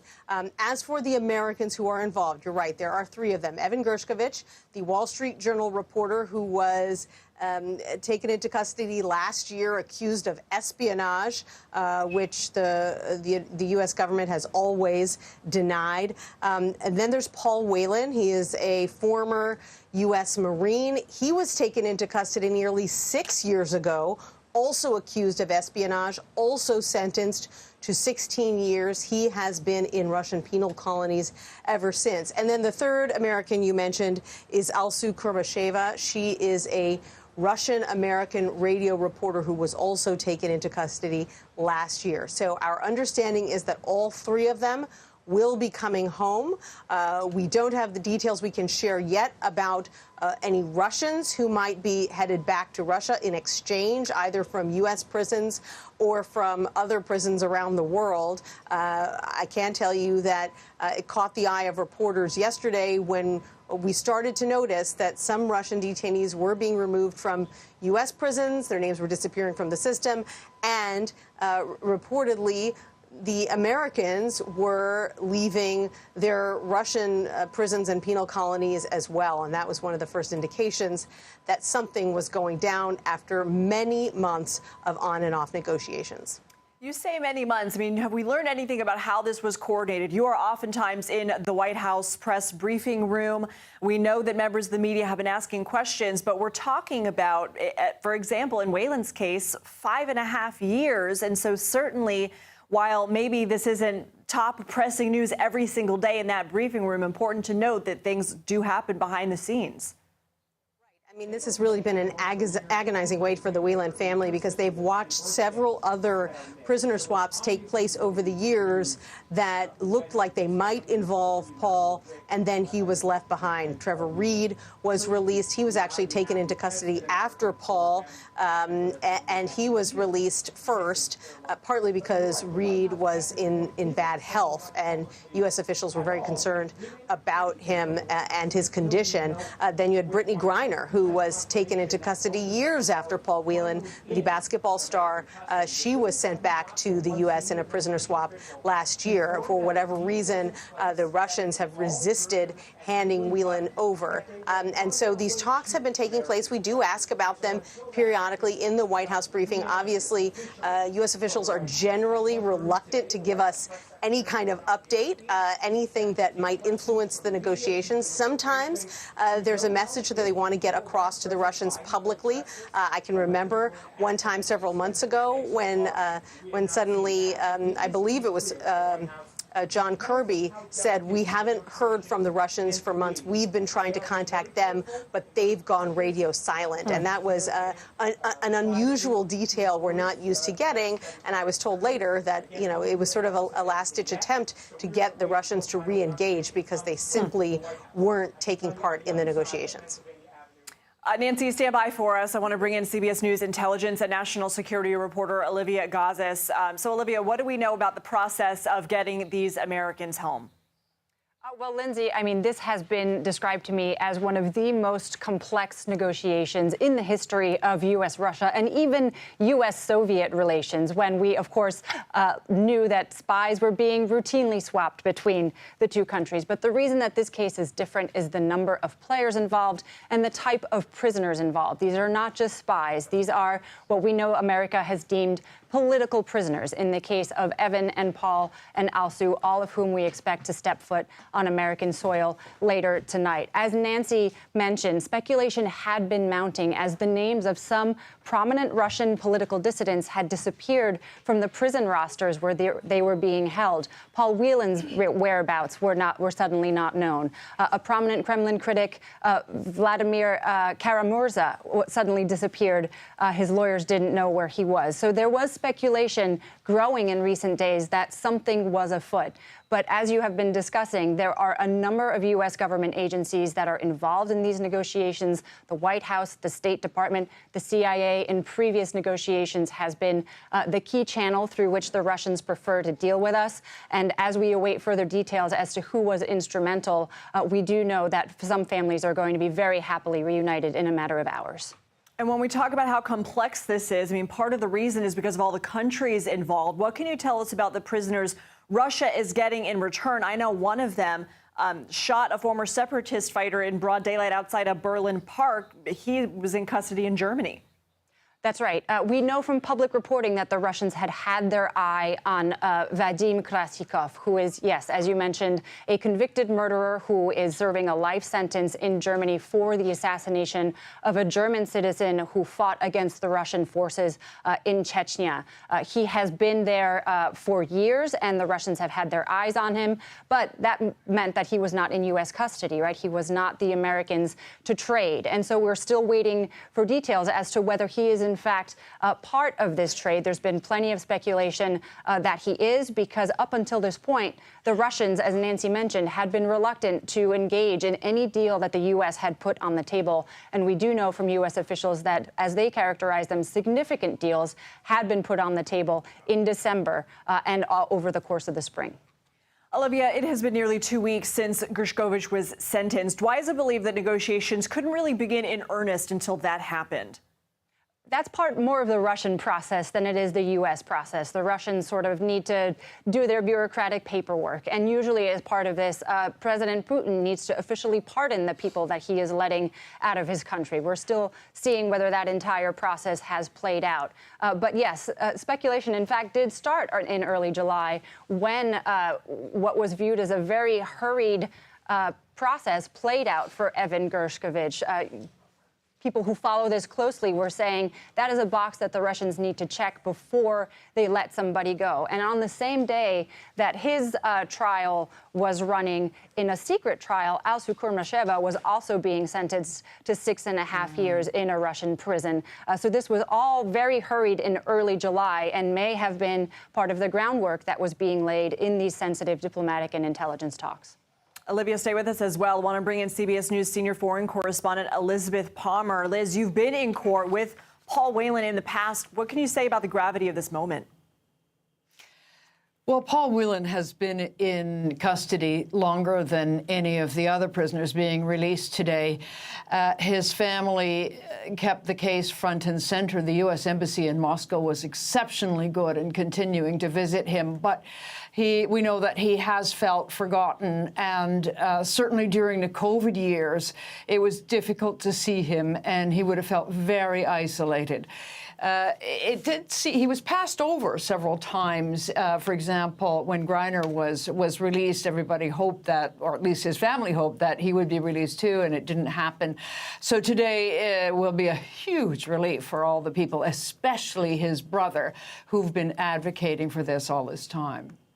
You know, we had mentioned Vadim Krasikov, one of the imprisoned Russians imprisoned in Germany, that Putin was interested in getting back as part of this swap. Sort of reminds me of Victor Bout, the notorious arms dealer who was swapped for Greiner in that swap that happened. What does this tell you about why Putin and Russia want these dangerous loyalists back so badly? Krasikov was an FSB agent, so he was an intelligence officer. And President Putin has to shore up the support of the intelligence community. That's his main constituent, like one of the pillars of his power base, and also the military. And so he makes a big deal out of getting back agents that have been taken into what he would consider enemy hands. And it's all part of the code of loyalty, showing that he is on the side of his security forces. And this will be a big part of that, and in fact will play very well in Russia, showing that the president always sticks up for his men. Elizabeth Palmer, thank you so much. Let's bring back CBS News Chief White House correspondent Nancy Cordes. Nancy, do we expect to hear from President Biden or see him today? I anticipate we will hear from him, Lindsay, as soon as it is confirmed that the entire prisoner swap has taken place successfully and that the Americans are safely on their way back to U.S. soil. Prior to that, the president, other U.S. officials are generally very reluctant to say anything. They don't want to do anything to anger the Russians, to jeopardize these very sensitive negotiations. So they tend to stay mum. We're not getting, any public reaction so far at all from U.S. officials for the most part, aside from confirming that this is imminent. But absolutely, as someone who has made the return of U.S. political prisoners around the world a major priority, I anticipate that President Biden will have something to say in public later today. And I'm sure he'll also want to see these Americans once they are safely back on U.S. soil and in good health, because he has met periodically with their families over the years, and he has talked about how badly he wants to bring them home. So this is no doubt a great day for him if everything goes as planned. Nancy Cordes, thank you so much. You're welcome. For more on this, let's bring in William Pomerantz. He's the senior fellow and former director of the Wilson Center's Kennan Institute. First, sir, thanks for being with us. Give us your read on this.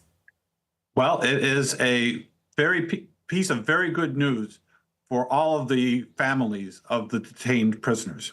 So I was not expecting this deal to really be done, but it has happened, and it will be a great day when all the Americans come back to U.S. soil. Why was this not something you were expecting? Why is this a surprise? It was a surprise because I thought that Putin would want to kind of extend these negotiations as long as possible, so that he wants to be relevant. And this was one way, a very difficult way to be relevant as well. So I didn't think that he was going to make a deal, and I didn't think that he had a lot of pressure to make a deal. But clearly, as one of your other commentators mentioned, there are several people who were in the security services, and Putin wanted to get them out through any means. So I think this will be a positive development for Putin, although it doesn't mean that U.S.-Russian relations will be on a positive footing for a long time to come. Do you think that Putin takes American politics into account when making these deals and making these, because while there might be some concerns, certainly the Biden administration is going to try and express to the American people that this is a win in their view? I don't think, quite frankly, Putin understands American politics in the larger sense of the word. And so he has made so many mistakes over the last 2.5 years that I don't think he really has a clear understanding of the political situation in the United States. If he believes that somehow this helps him politically, I don't think it will. I think that the United States and its European allies have basically said that they want to hold Putin accountable for this terrible war in Ukraine. And I don't think a prisoner swap changes that position. Of course, we've been talking about Korsakoff. I mentioned Viktor Bout. These are some of the people that Putin wanted to get out of prison and back home to show that he is loyal to them, that they're loyal to him. Are there concerns about the concessions that the U.S. had to make in these cases? There always are concerns. And the major concern is that once these prisoners are released, that Putin will just continue to find Americans or find Americans who are on Russian soil and will do the same thing. So there is the fear that this only engages Putin, and he will do this again because he gets a deal. So that is a real concern going forward. All right, William Pomerantz, thank you so much. Appreciate your time and your expertise. Let's go back to Olivia Gazis. Olivia, any developments since we last spoke to you just a few minutes ago? I know this is a rapidly evolving situation.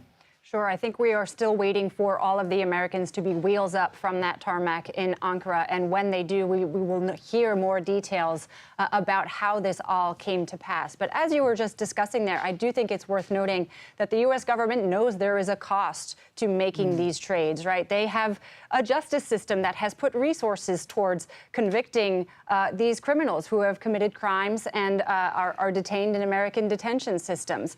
That is part of the reason why the State Department in particular likes to remind Americans not to give the Russians fodder, as it will. They have Russia at a level 4 travel advisory, meaning do not travel to that country. It is an adversarial country.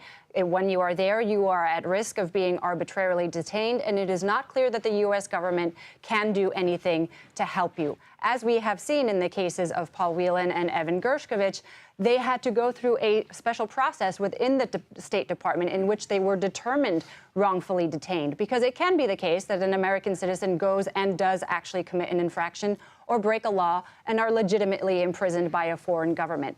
In their case, the U.S. government went through its process and determined in neither case were they actually committing any of the crimes that they were accused of. And of course, the Russians in both of their cases accused them of espionage. In Alsu Kurmasheva's case, her case was still going through that deliberative process. She had not officially been determined to have been wrongfully detained, but President Biden personally called for her by name to be released in April at the White House Correspondents' Dinner, which shed additional light on her case, and from its trappings looked as though she, like Evan Gershkovich, was a journalist on Russian soil.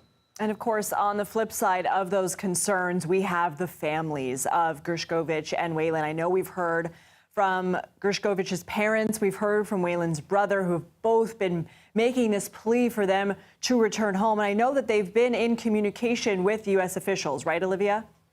Absolutely. The families here are the ones where your heart really goes out the most, and especially in the case of somebody like Paul Whelan, who, as you've been discussing, did get passed over effectively into additional negotiations that resulted in the release of Trevor Reed before him and Brittany Griner before him. So he's been the longest held American in Russian detention, and his family has been doing its best to keep his case in the media. His brother reaches out to journalists all of the time to provide an update on his case, to say Paul has written us to say he was beaten today or he got an orange today, to provide details that humanize the experience that he is having in a very severe Russian penal colony. His sister Elizabeth has been very active engaging U.S. government officials traveling to Washington, D.C. to get in people's faces and make an effort to actually effort change in his case. In the same way, the Wall Street Journal obviously has unspooled a great campaign in order to keep Evan's case in the news. Hashtag slogan, journalism is not a crime.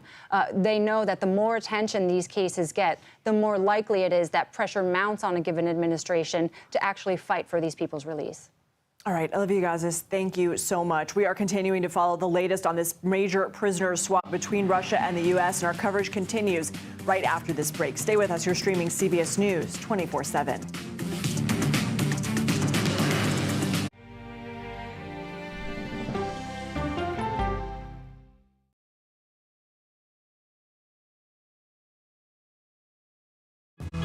Coming up, our series. Wait a minute. Tom, is that you working the camera? Keep leaning out of your close-up.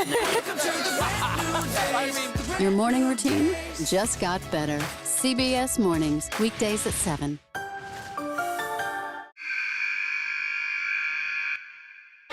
I had progressively fallen deeper into the world of online sports betting. The risk is the rush. What do you think is driving the spike in popularity? I think it's legality. If it's legal, I'm going to use it. There are ways to bet when you are 18. We've created an epidemic of child gambling. You can't walk into a male dormitory in a college campus without sports betting happening. It's America's most neglected problem. I used sports betting as a way to escape, when in reality, I'm choosing self-destruction. Whatever I had left, it was gone. The purpose of the industry is to get you to play to extinction. And that means until all your money is gone. Go to the ends of the earth. Reach for the stars. Yeah, I just took off. That kind of thing. Oh, that's pretty good. Because there's always something new under the sun on CBS Sunday morning. In a original documentary from CBS Reports. That desired farm, it's a wonderful place to raise children, and it still is. Promises broken. Black Americans have been the target of racism and discrimination pretty much from the time they acquired ownership in the land. Costing black farmers hundreds of billions in generational wealth. They did everything to make sure we were run off that land. But communities are uniting to continue the fight. Collective ownership is powerful. To keep their land and their dreams alive. To watch my children play on land that we own means everything. So land is power. Most definitely. 40 Acres and a Mule, now streaming on the free CBS News app. People with developmental disabilities were once sequestered by the hundreds of thousands in institutions. Many of our fellow citizens are suffering tremendously because lack of attention, lack of imagination, lack of adequate manpower. Disability activists have since torn down barriers blocking them from living at home or in the community. We conclude that Title II of the ADA requires states to provide community-based treatment for persons with mental disabilities. But of the 16,000 people who remain in state-operated institutions, half are in 5 states, and Illinois is one of them. I don't want to live in the institution. It makes me feel discriminated against. Do you think there are people living in institutions in Illinois that don't need to be living there? Yeah, because they're proving it as soon as they get out.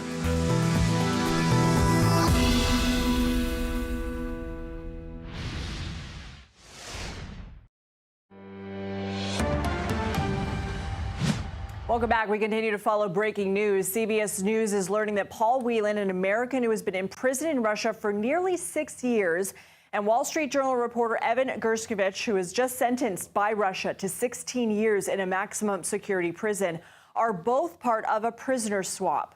Gershkovich, the Journal, and the State Department have consistently said the charges are false. The United States says Whelan was also wrongfully detained. For more on this, I'm joined by John Sullivan. He was U.S. Ambassador to Russia from 2020 to 2022 and is now a CBS News contributor. Ambassador, thanks for being with us. What is your reaction? Well, first, I'm delighted for the Americans who've been released and their families. I was in my office at the State Department almost 6 years ago when Paul was set up by the FSB and arrested. I've been thinking about Paul, working on his case, talking to his family for a long time, and I know that his brothers, his sister, his parents are going to be overjoyed. Evan was arrested after I had left Moscow as ambassador, but I know that his family will feel the same way, and the other American who has been released, Aslu, her family will be overjoyed. I've spoken to all of them since I've left Moscow, so I have a feeling of elation for those Americans who've been released and their families, but I also know that there's a price that the United States and some of our allies, apparently Germany, have paid in releasing Russian dangerous criminals to get innocent Americans back home. You know, you were mentioning Paul Whelan, and we heard from him last December, his 5th Christmas behind bars, and he was saying that he felt left behind because he was not included in the prisoner swap that included basketball star Brittany Griner. What do you know about why he wasn't included in previous prisoner swaps? Well, from my conversations with the Russians, and I was engaged in a lot of negotiations with the Russians over Paul, some of it was about his release. Other negotiations were just about how badly he was being treated and to have that stop. But what the Russians would point to was the fact that they would characterize him as an American spy. They would say he's been convicted of espionage, and we don't trade spies for just any ordinary criminal. We want a like-for-like exchange. And they thought at that time that there wasn't someone in U.S. custody who would be an equivalent to be traded for Paul. We in the United States knew, of course, that was completely bogus, that Paul was set up. He's not an American spy. He doesn't work for U.S. intelligence agencies. But that was the Russian position.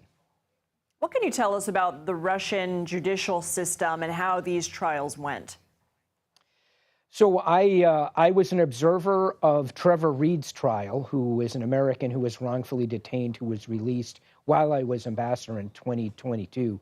I was frequently in the courtroom during his court proceedings.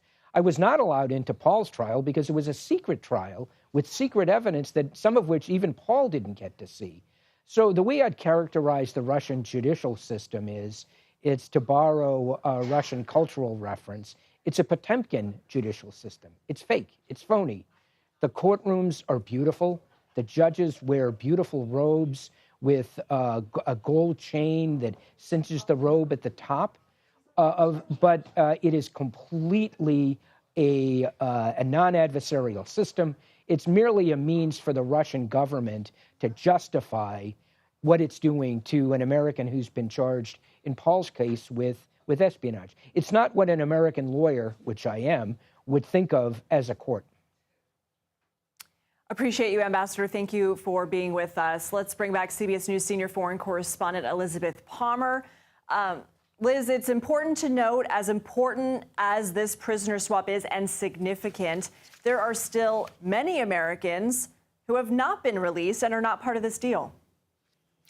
That's right. I've just counted them up. There are 7 Americans that remain in U.S. custody.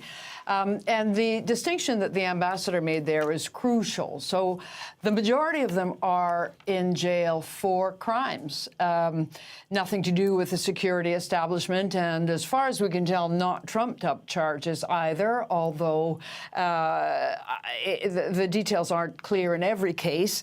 But, for example, 2 of them were arrested on drugs charges, possession. One man is involved in a child custody dispute with a Russian wife.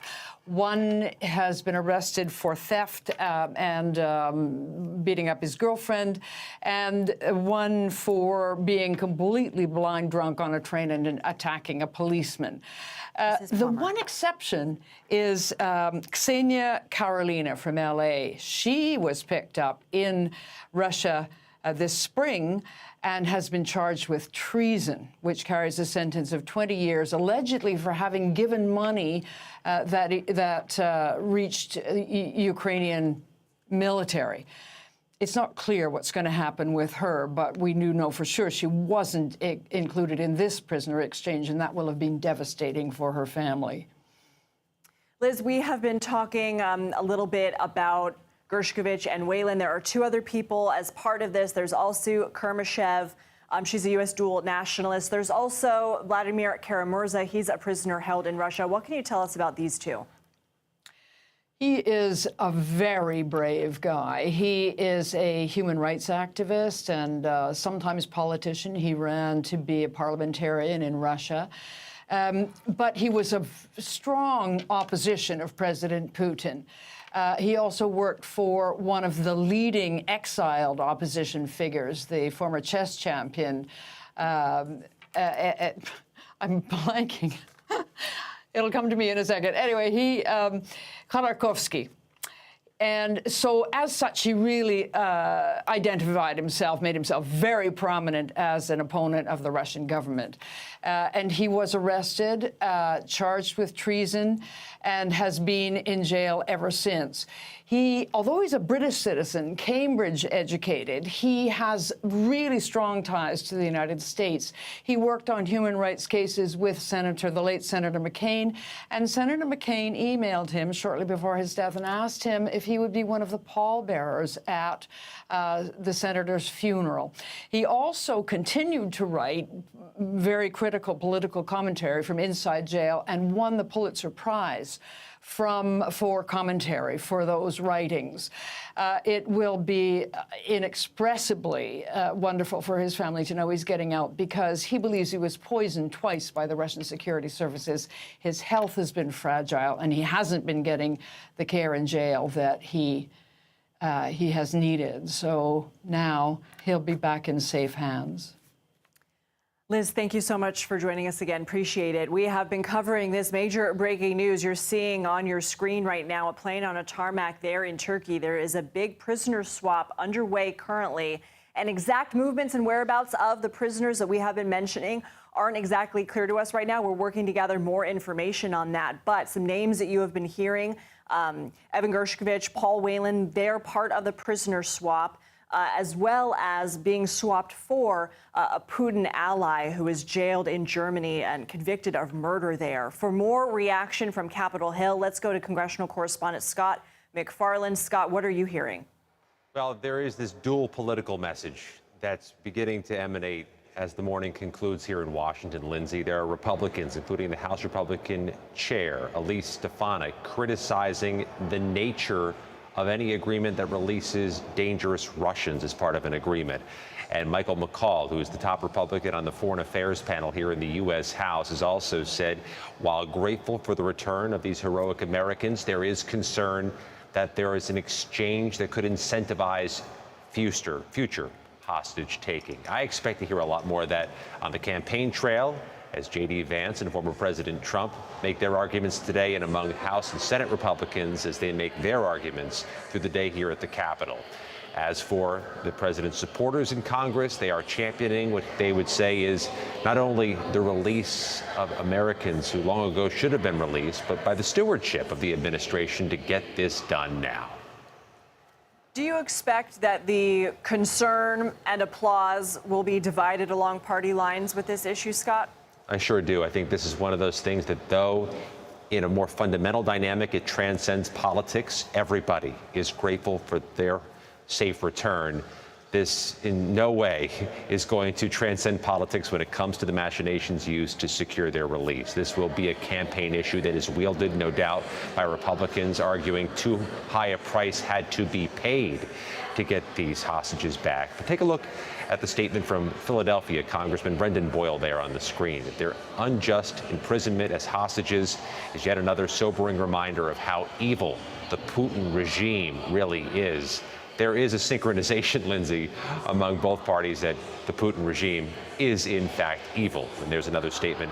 Haley Stevens is a Democrat from suburban Detroit saying, your family have been tireless advocates and we cannot wait to see you reunited. So you have that. You have Democrats championing the president for his stewardship. You'll have Republicans saying that these types of negotiations may trigger more hostage taking in the future. You can't suck out the politics from all of this, even though there, of course, is unanimity in the expressive relief that these hostages are coming back home. You said unity in expressive relief. Have the families of Evan Gershkovich or Paul Whelan met with Congress? Have they spoken in front of Congress before? Yeah, the supporters of these families and these families themselves have been actively vocalizing their hopes, their aspirations with Congress. And there are congressional panels that have gotten into this, had their own investigations, had their own hearings. But this is a unilateral move, really, to a degree, of the executive branch. This is the president and the president's team leading this effort. Congress can offer its opinions, can offer funding to help support protective efforts, but this really is the administration's world. Congress, though, is certainly going to give their opinions as the day continues. Scott McFarland, thank you so much. And we continue to follow the latest on this prisoner swap between Russia and the U.S. Our coverage continues right on the other side of this break. You're streaming CBS News 24/7.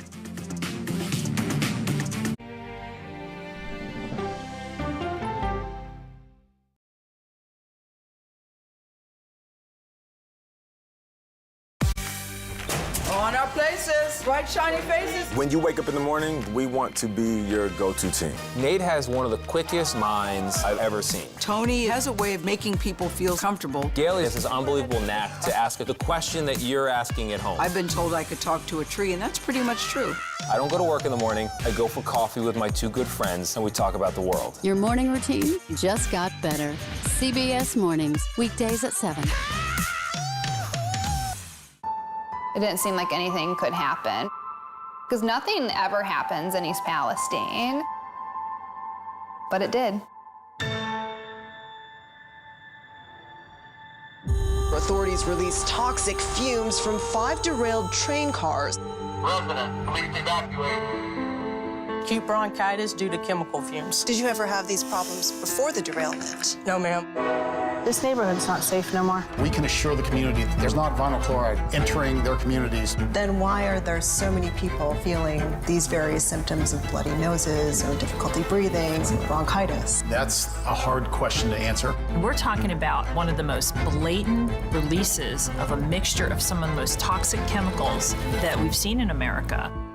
I feel like now I have a duty to warn other communities. If my daughter has to watch me die of cancer, at least it saves someone else.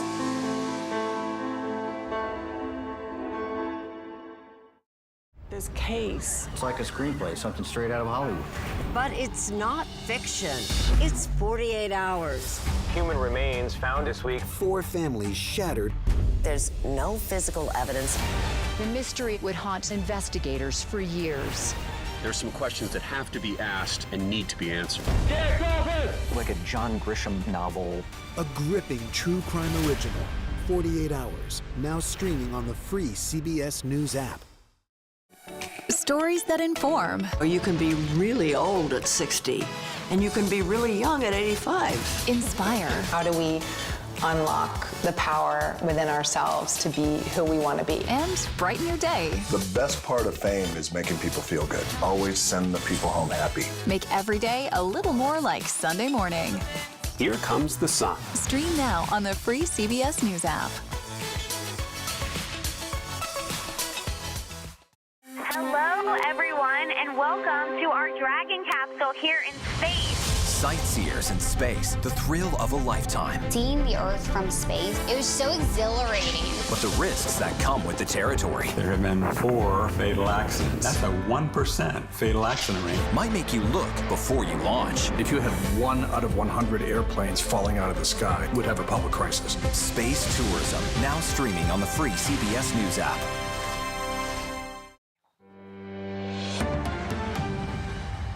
Welcome back, everybody. We continue to follow breaking news. CBS News learning that Paul Whelan, an American who had been imprisoned in Russia for nearly 6 years, and Wall Street Journal reporter Evan Gershkovich, who was just sentenced by Russia to 16 years in a maximum security prison, are both part of a prisoner swap.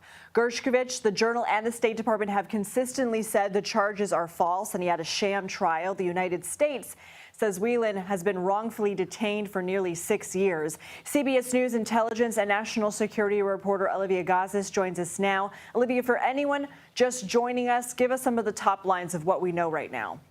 Sure, Lindsay. Well, U.S. officials who have been intimately involved in this months-long negotiation process have described it to me as the most complex in U.S.-Russian history and even U.S.-Soviet history, which, as we know, the spy swaps at that time were legion. This one outdoes that one, any of those, because of how many players are involved and the types of prisoners that have been involved. These are not strictly spies that we're talking about. We are talking about political prisoners, and their cases are necessarily more fraught in negotiation. The Russians can be more capricious in who they hold for what reason, and that's one of the reasons why this case has officials expressing just how difficult it was to get over the finish line. Speculation had been mounting over the course of this week that some kind of a deal was afoot. Russian prisoners started disappearing off of their prison rosters. Prominent political dissidents, suddenly their whereabouts were unknown. Among them, among the prisoners whose names started disappearing were Paul Whelan and Vladimir Kara-Murza, a prominent Kremlin critic who we understand may be part of these negotiations as well. So we're waiting for the full details on what Russia is receiving in exchange. But what we do know is that 3 American citizens are set to set foot on American soil, hopefully in a matter of hours. Olivia, do we know who in the administration and U.S. government has been taking the lead on these negotiations? And what have we reported in the past on negotiations and sort of the steps that led us here? Sure. Well, we know that in the past this has involved a whole of government undertaking. So the White House, the State Department, and when it comes to the Russians, usually the Central Intelligence Agency, the CIA, are going to be involved. And that's what we understand to have been the case here. So that is multiple agencies handling multiple parts of this negotiation, the diplomacy of it, the deals that ultimately needed to be struck, the logistics of where these prisoners might actually wind up being physically escorted to their respective modes of transportation. We also needed to understand what the Russians would ultimately agree with in order to free the Americans they were holding. They had been resistant to any deals that had been put on the table in the past, and U.S. officials have made clear that they believe they were putting significant offers on the table that the Russians had repeatedly rebuffed. Olivia Gazis, thank you. I want to bring back William Pomerantz. He's a senior fellow and former director of the Wilson Center's Kennan Institute. What do we know about what will happen in the coming hours? If anything, this appears to be very secretive for good reason. Well, we just have to make sure that all the people who are in this swap actually get on the plane and get sent to the United States and to their families. So it is a long process. For those of us who remember the Cold War, it was a very tricky process, and it always involved transitions and exchanges that took place mainly in East Germany. So I think that we're just waiting to see how the swap takes place, who is going to be involved in the swap, and what is the aftermath of the swap. I do not expect that it will be improved U.S.-Russian relations because of all the things that Vladimir Putin has done, both in the Ukraine and basically arresting and using these prisoners as hostages. You have written extensively about the rule of law in Russia. What can you tell us about their judicial system and the trials for Gershkovich and Whelan, which the U.S. claim are sham trials? Well, they are sham trials, and Russia has essentially a 99% conviction rate for criminal offenses. So it was inevitable that these people would be convicted. They aren't able to put up a defense. They are not able to see a lot of the evidence. So it was not a fair and open process. And that is a tendency that has long predated these cases, both in the Soviet Union and in the Russian Empire. William, thank you. I want to bring back John Sullivan. He was U.S. ambassador to Russia from 2020 to 2022. He is now a CBS News contributor. Ambassador, do I have you? Yes, you do. Good to be with you.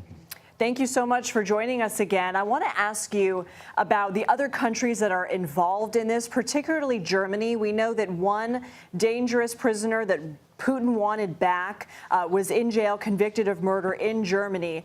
What would Germany have to gain by agreeing to cooperate in this with the United States? Well, yes, this is a big deal for the German government. When I was U.S. ambassador to Russia, I developed a very close relationship with the German ambassador, and we talked a lot about this case. This fellow, Krasakov, he's a colonel in the FSB, which is the principal successor to the KGB. He was sent by the Russian government to commit murder in a park in Berlin. He shot a Russian dissident to death on the orders of the Kremlin, and he's a colonel in the FSB. This was a state-ordered assassination on German territory. It greatly upset Chancellor Merkel and her government, and the KGB officer was given a life sentence. And now, for the Germans to release this individual, it's a very, very significant thing.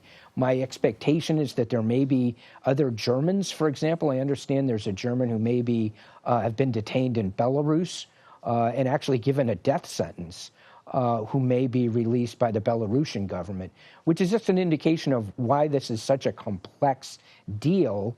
If it turns out to be what we're hearing through the grapevine, it would involve, for example, releasing detainees from potentially another country. Will Krasakov return to Russia a hero? And maybe history can be our guide. Did Victor Bout, the notorious arms dealer who was released as part of the Brittany Griner swap, return to Russia as a hero? I am confident in predicting he will not only return as a hero, he will be celebrated, at least in private, by President Putin himself. Putin is a Chekist, a KGB officer for decades. He's famously said there's no such thing as a former KGB man. This guy Krasakov is one of Putin's fellow Chekists. He will be welcomed back as a hero, including by the president of the Russian Federation, which just goes to show what the state of U.S.-Russia relations is. Putin believes to his core that that Russia is at war with the United States and the West. And the way he would view these exchanges, these are like prisoner of war exchanges during wartime. This is not the case of there's a potential for U.S.-Russia relations to improve. As my friend Will Pomeranz said a little while ago, this is just a step in a very fraught relationship, and I don't expect U.S.-Russia relations to improve. We're looking right now on the ground in Turkey at a shot that our camera has of a tarmac there. Possible that one of the prisoners are on board one of these planes. Of course, this is being done behind closed doors, out of view, for a reason. This is sensitive. This is complex. And I want to ask you how significant it is that a country like Turkey is a part of this. Well, it is significant and, again, increases the complexity of the deal. It was complex when we did a one-for-one trade back in the spring of 2022 when Trevor Reed was traded for Konstantin Yaroshenko, who was convicted in the United States of a major narcotics trafficking conspiracy.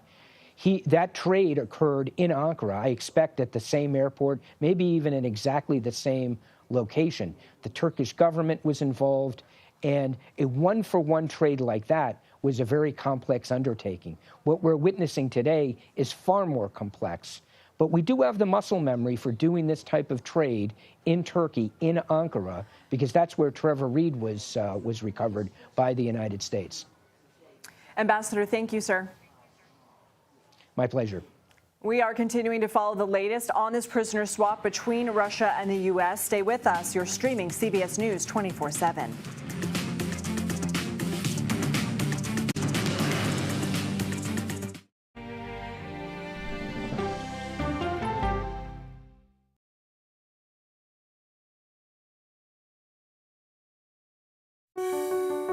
Washington is the seat of power. National security, foreign policy, global economics, every story comes through Washington in some way. We bring some of the most powerful voices in America to the table. We don't just ask the questions, you have to go deeper. We try to understand what's at the heart of the issue we're talking about, to then come forward with solutions. Face the Nation on CBS. The justices ruled that Harvard and the University of North Carolina violated the Constitution. In the aftermath of the Supreme Court decision to end affirmative action in college admissions, uncertainty sets in for some students of color. Affirmative action really gave us an equal opportunity. CBS Reports explores the historic decision and what it means for those chasing an opportunity to change their lives. I knew that college was the ticket to break this cycle. The end of affirmative action, now streaming on the free CBS News app. America Decides is your place for fact-based, unbiased reporting. At the White House, at the Capitol, on the campaign trail. What do you say to those in your party? Any cracks in the Republican Party? Our reporters and our anchors travel the country talking to voters like you about the issues that matter most. Immigration is really a factor right now that are going to be driving your decisions. What would you say to those who say, look, that's just democracy at work? Listening to you and bringing your voice into our coverage. I want a strong, proud America. Is democracy on the ballot in 2024? Let us help you decide. America Decides on CBS News 24/7. Stream our expanded one-hour program Monday through Thursday at 5 p.m. Eastern. An original documentary from CBS Reports. AI is among the most world-changing technologies ever. Curing diseases, scientific breakthroughs, making lives better. It can help us with medical discoveries, scientific discoveries, doing better agriculture, having cures for things like Alzheimer's. It's also going to really transform the way we work. The uplifting potential of artificial intelligence is limitless. It gives you a friend, somebody to chat with 24/7 that is non-judgmental. He makes me feel loved and desired. And so are its downfalls. The problem with all this AI is that it's unpredictable and uncontrollable. The choices we make now will have lasting effects for decades, maybe even centuries. The ChatGPT revolution, now streaming on the free CBS News app. We are about to see American weapons in the hands of Mexican cartels. A gun pipeline to Mexico. We are arming the cartels. 100%, no doubt about it. Happening right under our noses. Who's doing something about this? Nobody. A CBS Reports exclusive. Most Americans have no idea that we are effectively arming the enemy next door. This is the story the American people need to know. Arming cartels. Now streaming on the free CBS News app.